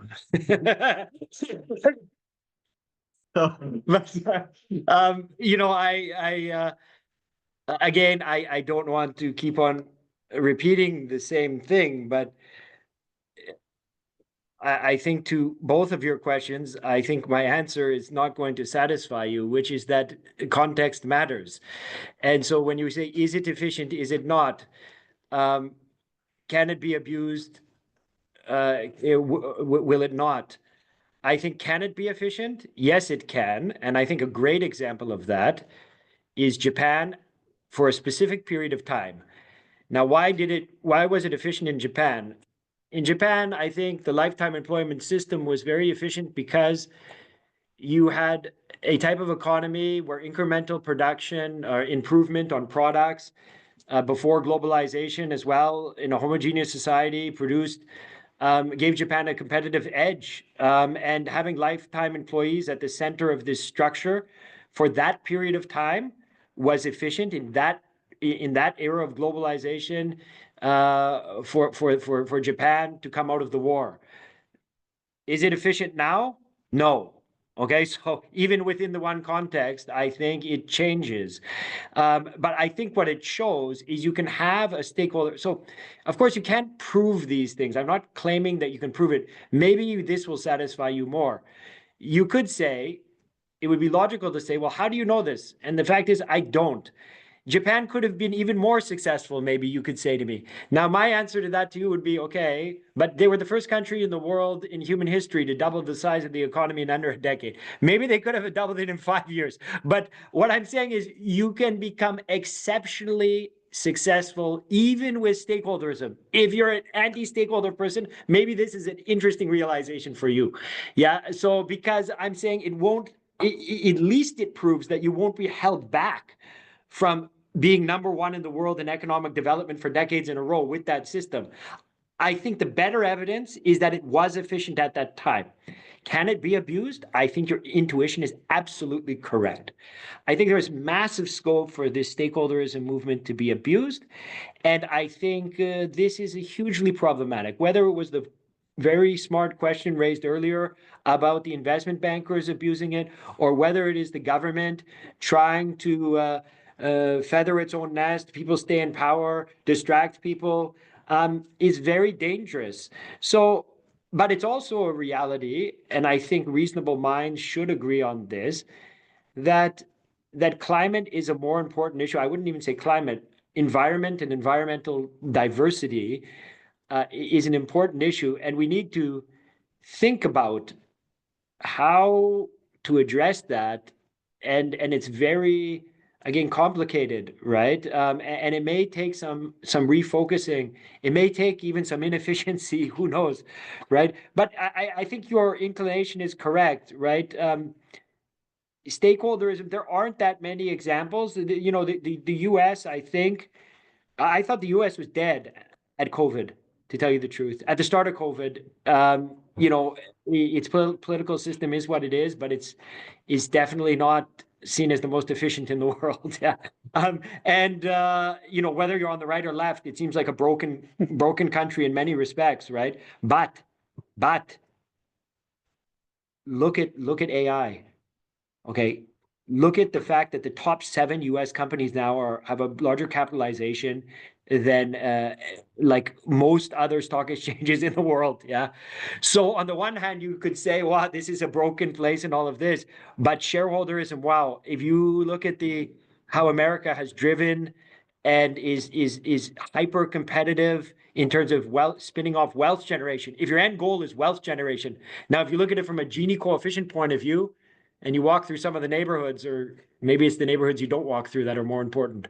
Yeah, you have some very difficult situations. Yeah, no country's perfect, but shareholderism does produce. I'm also not arguing that shareholderism doesn't produce wealth. There's a lot of stories of shareholderism, this hyper focus, producing a hell of a lot of wealth in the United States and many other places. So if that's your end goal, but I think there's societal trade-offs for that. But you know, it's a complicated thing. I'm not trying to make huge normative claims. I'm not pro-stakeholderism or pro-shareholderism. That's not the goal of any of this. The goal is to say that you have to examine individual countries. You have to understand that there are varieties of shareholderism and stakeholderism. And you need to understand where the US is on that point, and to neglect the fact that the rest of the world. So in our paper with Yong and Genevieve, I was going to call it, or no need for the world to be woke. Because really the only jurisdictions on the far end of the shareholderism continuum is the United States, and then there's maybe the UK. Actually, if you go, and we're looking in this paper at Africa, at Brazil, the whole world is basically has had a stakeholder history, and the US is the outlier. Now, maybe you could say, well, that means it's good because the US is the richest country in the world. Yeah, so I don't know, but I think you need to realize the reality of what's went on. Normatively, you can try to make claims if it's good or bad, but you have to, the reality. And the reality that it can be abused, yes. But can pure shareholderism be abused as well and cause trouble? I think the answer to that is also yes, right? Like you can't tell me that a pure focus on shareholderism has not exacerbated some of the problems that exist in the United States, but stakeholderism is also not the silver bullet and going to solve all of those problems either. So again, I think if the US has any genius, it is its flexibility, not its adherence to any one model, right? The Delaware court is so sophisticated, and they move and change, right? And I think this paper from Dorothy Lund, and I talked to Elizabeth Pullman about it, and some people, you know, don't 100% agree with her full characterization, but I think the one good thing it shows is the flexibility. How do you match up the proper system to the proper time? You know, at certain points in time, you're going to need to address labor more. At certain points in time, you're going to need to address the environment more. At other times, you're going to need to address development more, right? And the ability to sort of switch gears is, I think, interesting, right? And I think all places have some sort of equilibrium, but they move within that space, right? And I think that is the genius, and that is the future of this corporate governance scholarship, is saying it's a dynamic process. You're not working on a teleological basis towards one endpoint, okay? You're working to match up the corporate system to solve your problems, and that flexibility, I think, is quite important, right? And so I don't know if I've perfectly answered your two questions independently, but hopefully that gives you a better sense of what I think. And I think we probably agree on more than you may have thought at the start of your question.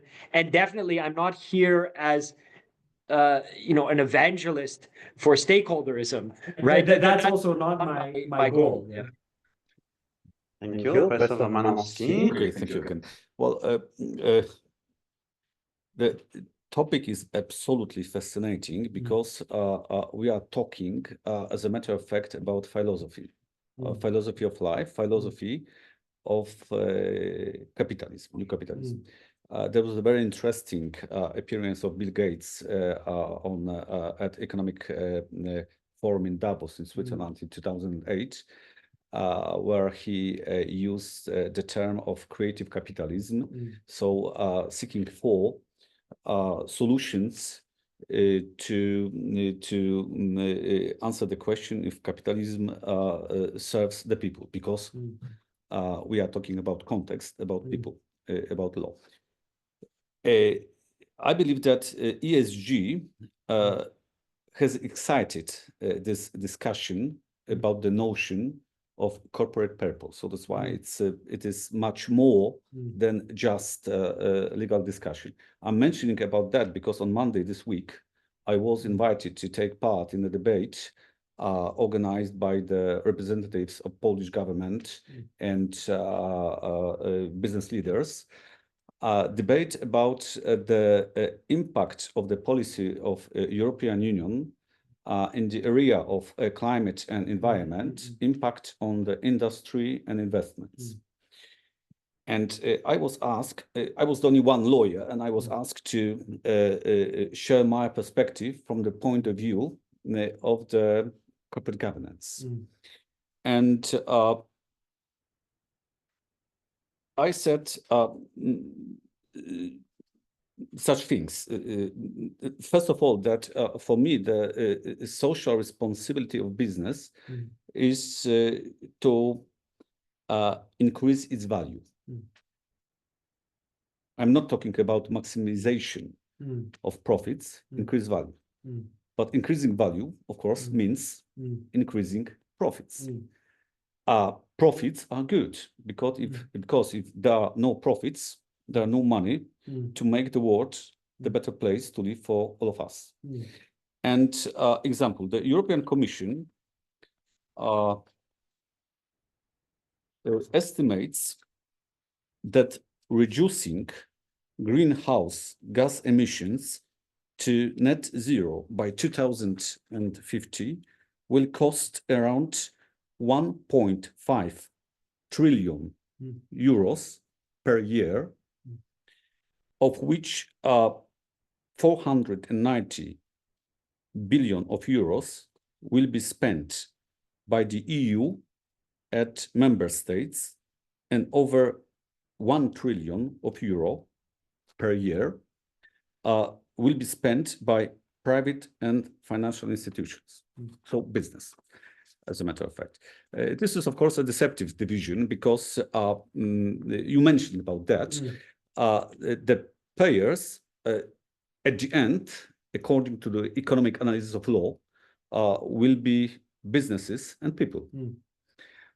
Money measures value, and value is created by business and the people who work for business. Value is not generated by governments. Government spent money collecting them, imposing taxes, tariffs, and duties, and so on, so on, so on, so on. If we look about the challenge, which is before business to change the climate, to protect environment, it means that business has to produce value. It means has to produce profit. And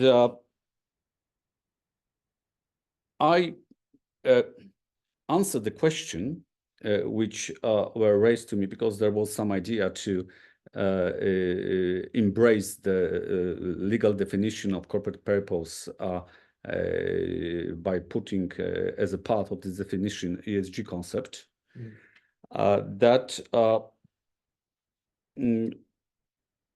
What is the most important for the business is from the government to prepare good regulations and tax incentives to give the space for business to make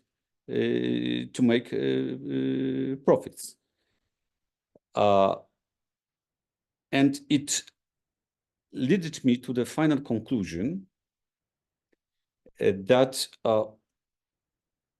the world, our planet, ESG, needs the ideas of Adam Smith and Milton Friedman more than ever.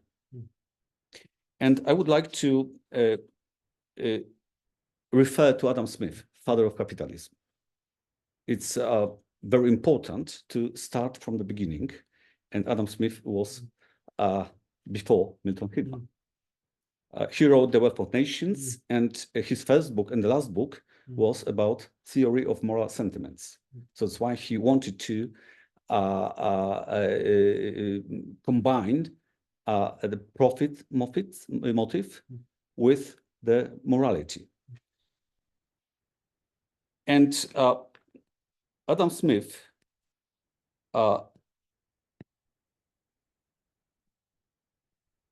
opened his book, The Wealth of Nations, with the following lines, quote,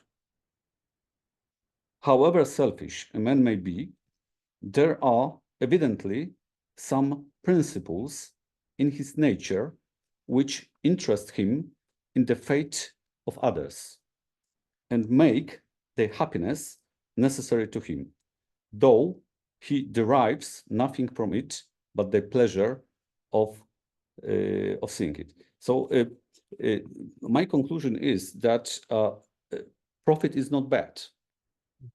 Profit is very needed. Profit made by investment bankers, you can guess that I don't like investment bankers, is bad because it doesn't produce value. And if we talk about producing values, we shouldn't, I believe, look at the shareholders' value and shareholders' theory and stakeholders' theory in opposite. Tea doesn't exclude coffee. So that's my perception, and this is the way I understood today also your presentation. But I believe this is very important because I would like to stress again very firmly that we are talking about something much more serious than just law. We are talking about philosophy and how to find tools, resources, means to change the climate. We are not talking only about producing energy. We are talking about industry, cement, emitting CO2 to atmosphere, about transportation, agriculture, and so on, so on. So this is context you mentioned about. Sorry for this too long comments, but I believe it was really very important. interesting. Thank you. It's time off. So The mic. yeah. So thank you. Yeah, it's a very, very fascinating comment. I guess a very short reaction from me is yeah, I see what you're saying. The only thing I would suggest is how Europe views this very differently from the United States. And what the example I'll give, which is in our corporate purpose beyond borders paper, is on the standard that is used for the disclosure directive, right? Which is the double materiality standard in Europe, which requires disclosure not just based on whether it's financially relevant to the company's bottom line, which is where even the extended SEC disclosure goes in the United States, saying, okay, yes, we're going to make you disclose things about the environment, but when we decide the extent to which you disclose, of course, it has to be the scope is financial relevance, right? And of course, the SEC only has the regulatory authority to regulate over that. If they go beyond what is financially relevant, they don't have any authority. But in Europe, okay, they use the double materiality standard for the corporate sustainability disclosure directive, right? And for that is interesting because it requires disclosure from a second point of view, which is saying that if it is just relevant to the environment and relevant to human rights and other things, that you're going to have to disclose this. That is going against what you're saying, I believe, right? Which is this idea that you have to look at things from not the perspective of value creation, but based on social policy. And I think that Europe, in this respect, is taking a big risk in that if you follow it, they're going to become extremely uncompetitive and burdened. And in the end, if Europe collapses under its own weight of this lack of competitiveness, then you're in trouble. Yeah. So I feel especially sorry for Poland in this situation, because as I even walk around here today, and the stories that I read here before coming here, I get the sense that Poland is different than most of Europe in having this period of economic growth that separates its trajectory over the last period from the rest of Europe.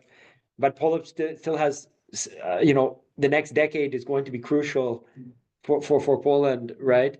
And if you're forced into a model, of Germany or these other places at this point in time, I think, I'll be very blunt about it, you'll be probably shortchanged, right? So I think, I don't know how, I'm not a European Union expert at all, but my sense is that, and frankly, if Germany focuses on this, it won't be Germany forever, right? And so it's, I understand why Europe is trying to externalize it, because if you take all of these regulatory and these approaches like double materiality and you don't externalize it, you're just going to fall behind the rest of the world, because all the companies will do production elsewhere and then sell back to Europe, and you won't solve greenhouse gases and you'll become uncompetitive. But the question is, do you need to go that far, and does it make that much sense?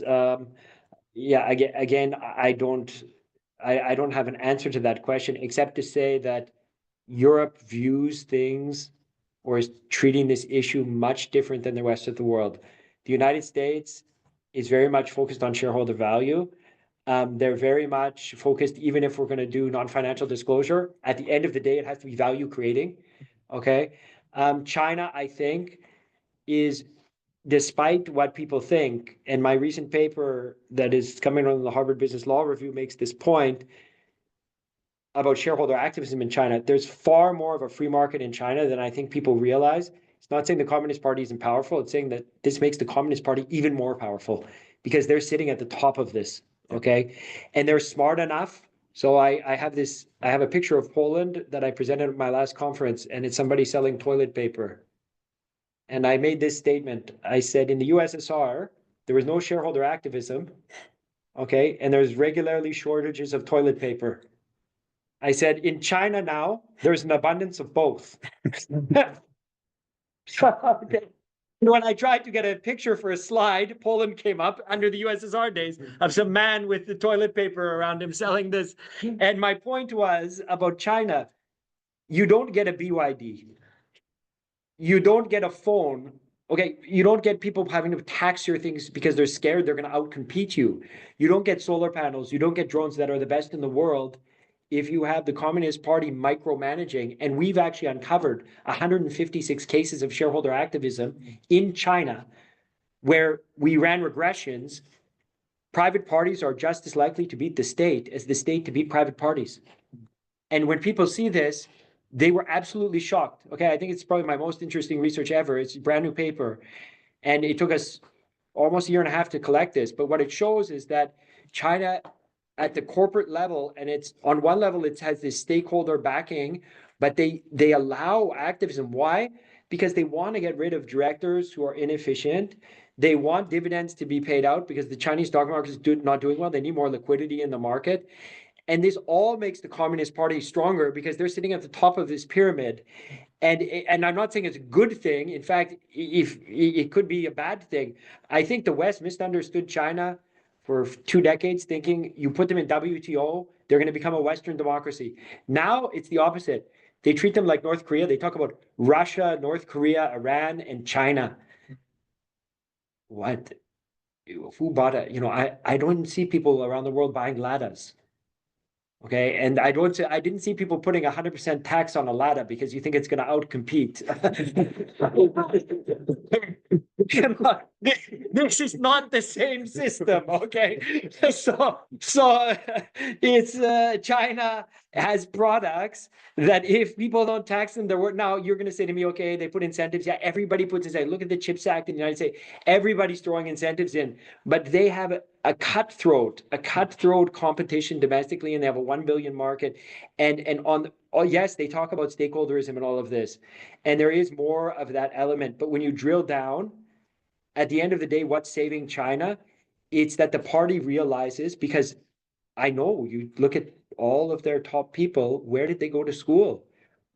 In top US business schools and law schools. I know many of them personally. even people who sit on the boards of the exchanges, and these people understand it perfectly, and they've had the discipline, like Singapore, okay, to step away even when they're controlling shareholder. And if there's a campaign to kick out a director now, and it's a private party attacking the state, we've showed empirically that they don't interfere. And it's not because they don't want to be powerful, it's because they want to be more powerful. Okay, and now there's a misunderstanding. When you talk about North Korea, what does North Korea produce? Some soldiers they send off and ridiculous missiles. Everything else is garbage. Yeah, everything else, they can't even feed their own people. Okay, this is not China. So you need to separate, again, it's context. You can't treat, Russia, China, yes, they have some sort of reasons to have some sort of block. I'm not denying that. But China is so different. And why is China different? China is also worried about development. They are raising environmental standards, but they're doing it in their own way. They are not going to be following Europe, okay, in its thing, nor do I think should they. But have they improved the environment? The US Embassy before the Olympics started testing the air quality because they didn't trust the Chinese measurements. So you actually go on their webpage and you could get measurements of the air quality from the embassy in Beijing. And there used to be, they call them blue sky days in China. Okay, how many days could you see the sky? And it used to be a few a year. It's just increased enormously. Now, why do they do that? They do this because if you pollute and your people get sick, it's a huge cost on the state. People get angry and they will protest and you'll have problems. So you fix it. Okay, they're a very sophisticated machinery and they understand this about value creation, right? They even though they call themselves the Chinese Communist Party, they understand at the end of the day, if we're going to be globally competitive, we need to produce value. We can't do things just for the social ends. Now, this is why Xi Jinping was flirting. He has a tendency to push things a bit. And this is why I say that this is the risk in China. If they go too far in that direction, maybe there will be shortages of toilet paper. and maybe they will be producing ladas. And this will not propel them to the stage that they want to be, right? So I think I'm in complete agreement with you, right? Which is you need to, like with Poland, and I feel privileged to be able to speak to somebody who the government is relying on to have a real impact in the world. My impact, well, I do deal with the Reform Act in Singapore, but it's mostly just academic. So it's great to be able to speak to somebody who's having real impact. But I would say that, yeah, Poland, of course, needs to, I don't know what's been going on here, but it seems like something has been going, not everything's been going right, and everything's not going right in any place. But it seems the progress is pretty good. And it would be a shame for Poland at this point to fall off track, right? Because of larger issues, which I think, I don't know, obviously EU is very complex, and this directive, right? Germany intervened and, it almost didn't get through. But I'm curious to understand more during my stay here from very smart people like you about how Poland is dealing with this, because I don't know anything about it, except for that it seems to have been on a different trajectory from Europe, which makes it very fascinating for me, because I always like these outlier cases. I like when Indonesia gets rid of independent directors when no other country in the world has done that, okay? And I find it very fascinating to be walking around here today and to have WhatsApp my wife and say, why did we go to Paris last year and waste all of our money on some hotel room that costs 5 times more than it should have, when I'm loaded with tourists all around me, and now I'm walking in a place that's even more beautiful, and we should have come here. So I find this interesting, especially when I'm surprised by this, right? And what has Poland been doing? That's fascinating to me. And the only thing I've read about corporate governance here, to be honest, is a story from The Economist about your chain that I bought some gum in. What is the name of it? convenience store. Oh, Żabka. Żabka, yeah. So I'm very interested in Żabka now and its IPO and trying to figure out about Żabka. I think that's I don't know the story of Żabka, but this interests me. Yeah. So Żabka, these things interest me, right? And I'm sitting here, and honestly, I know we're running out of time, or we've already run out of time, but I can honestly say, you know, before COVID, as I mentioned, I was fortunate enough to do a visitorship at Columbia and Stanford, and I'm going to Oxford.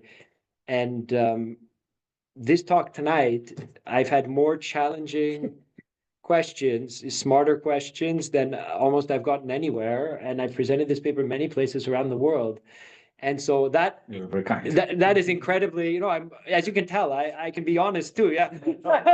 I'm not like the investment banker. I left that 20 years ago when I left my law firm.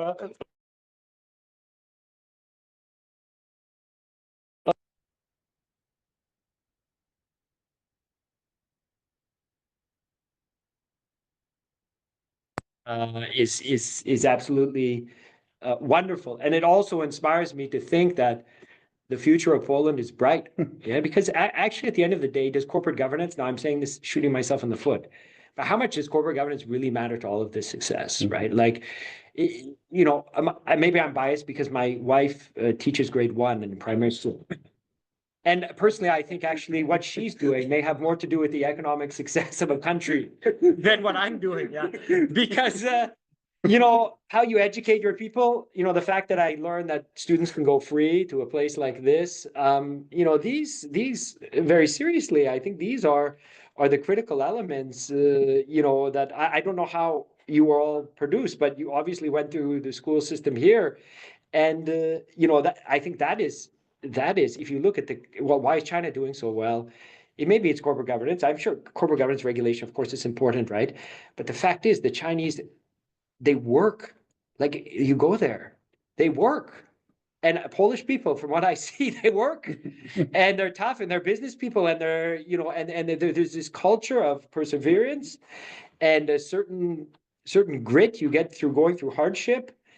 And how you, if you can channel that and you can educate properly, put funding into education and do things like this, which I know is not at the level that it should be, but even just the culture of learning, right? That people actually see being an intellectual as important, right? And so I think that is a critical thing. But now I'm way off topic. We went over time, and I just want to thank you very much. Professor Puchniak, please turn off your mic. Thank you very much once again for great discussion.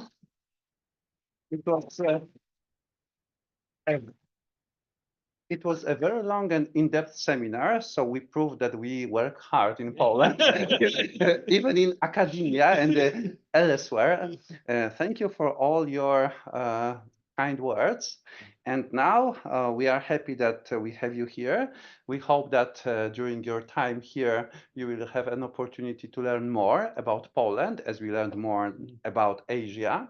Thank you all who participated here in the classroom and online. Thanks for a great discussion. Professor Puchniak just cited Professor Wolf, who said exactly the same, that he got the most difficult questions right here in the seminar. So we keep on a good track and we are going to have a next seminar equally interesting. And as it is our tradition, I'm happy to invite you to the next seminar that, because of some coincidence, will be next week. And the invitation will be sent, tomorrow. And we will have a great guest, Professor Damiano Canappa, who is Director of Center of Private Law and Business Law at the University of Lausanne, Switzerland. And the topic will be From Brussels to Bern, how the CSRD is reshaping Swiss sustainability law. So partially we will be able to get back to some problems that were mentioned today. Professor Puchniak, all participants, thank you very much, and until next seminar. will come back well prepared by Professor Puchniak. Exactly. Yes.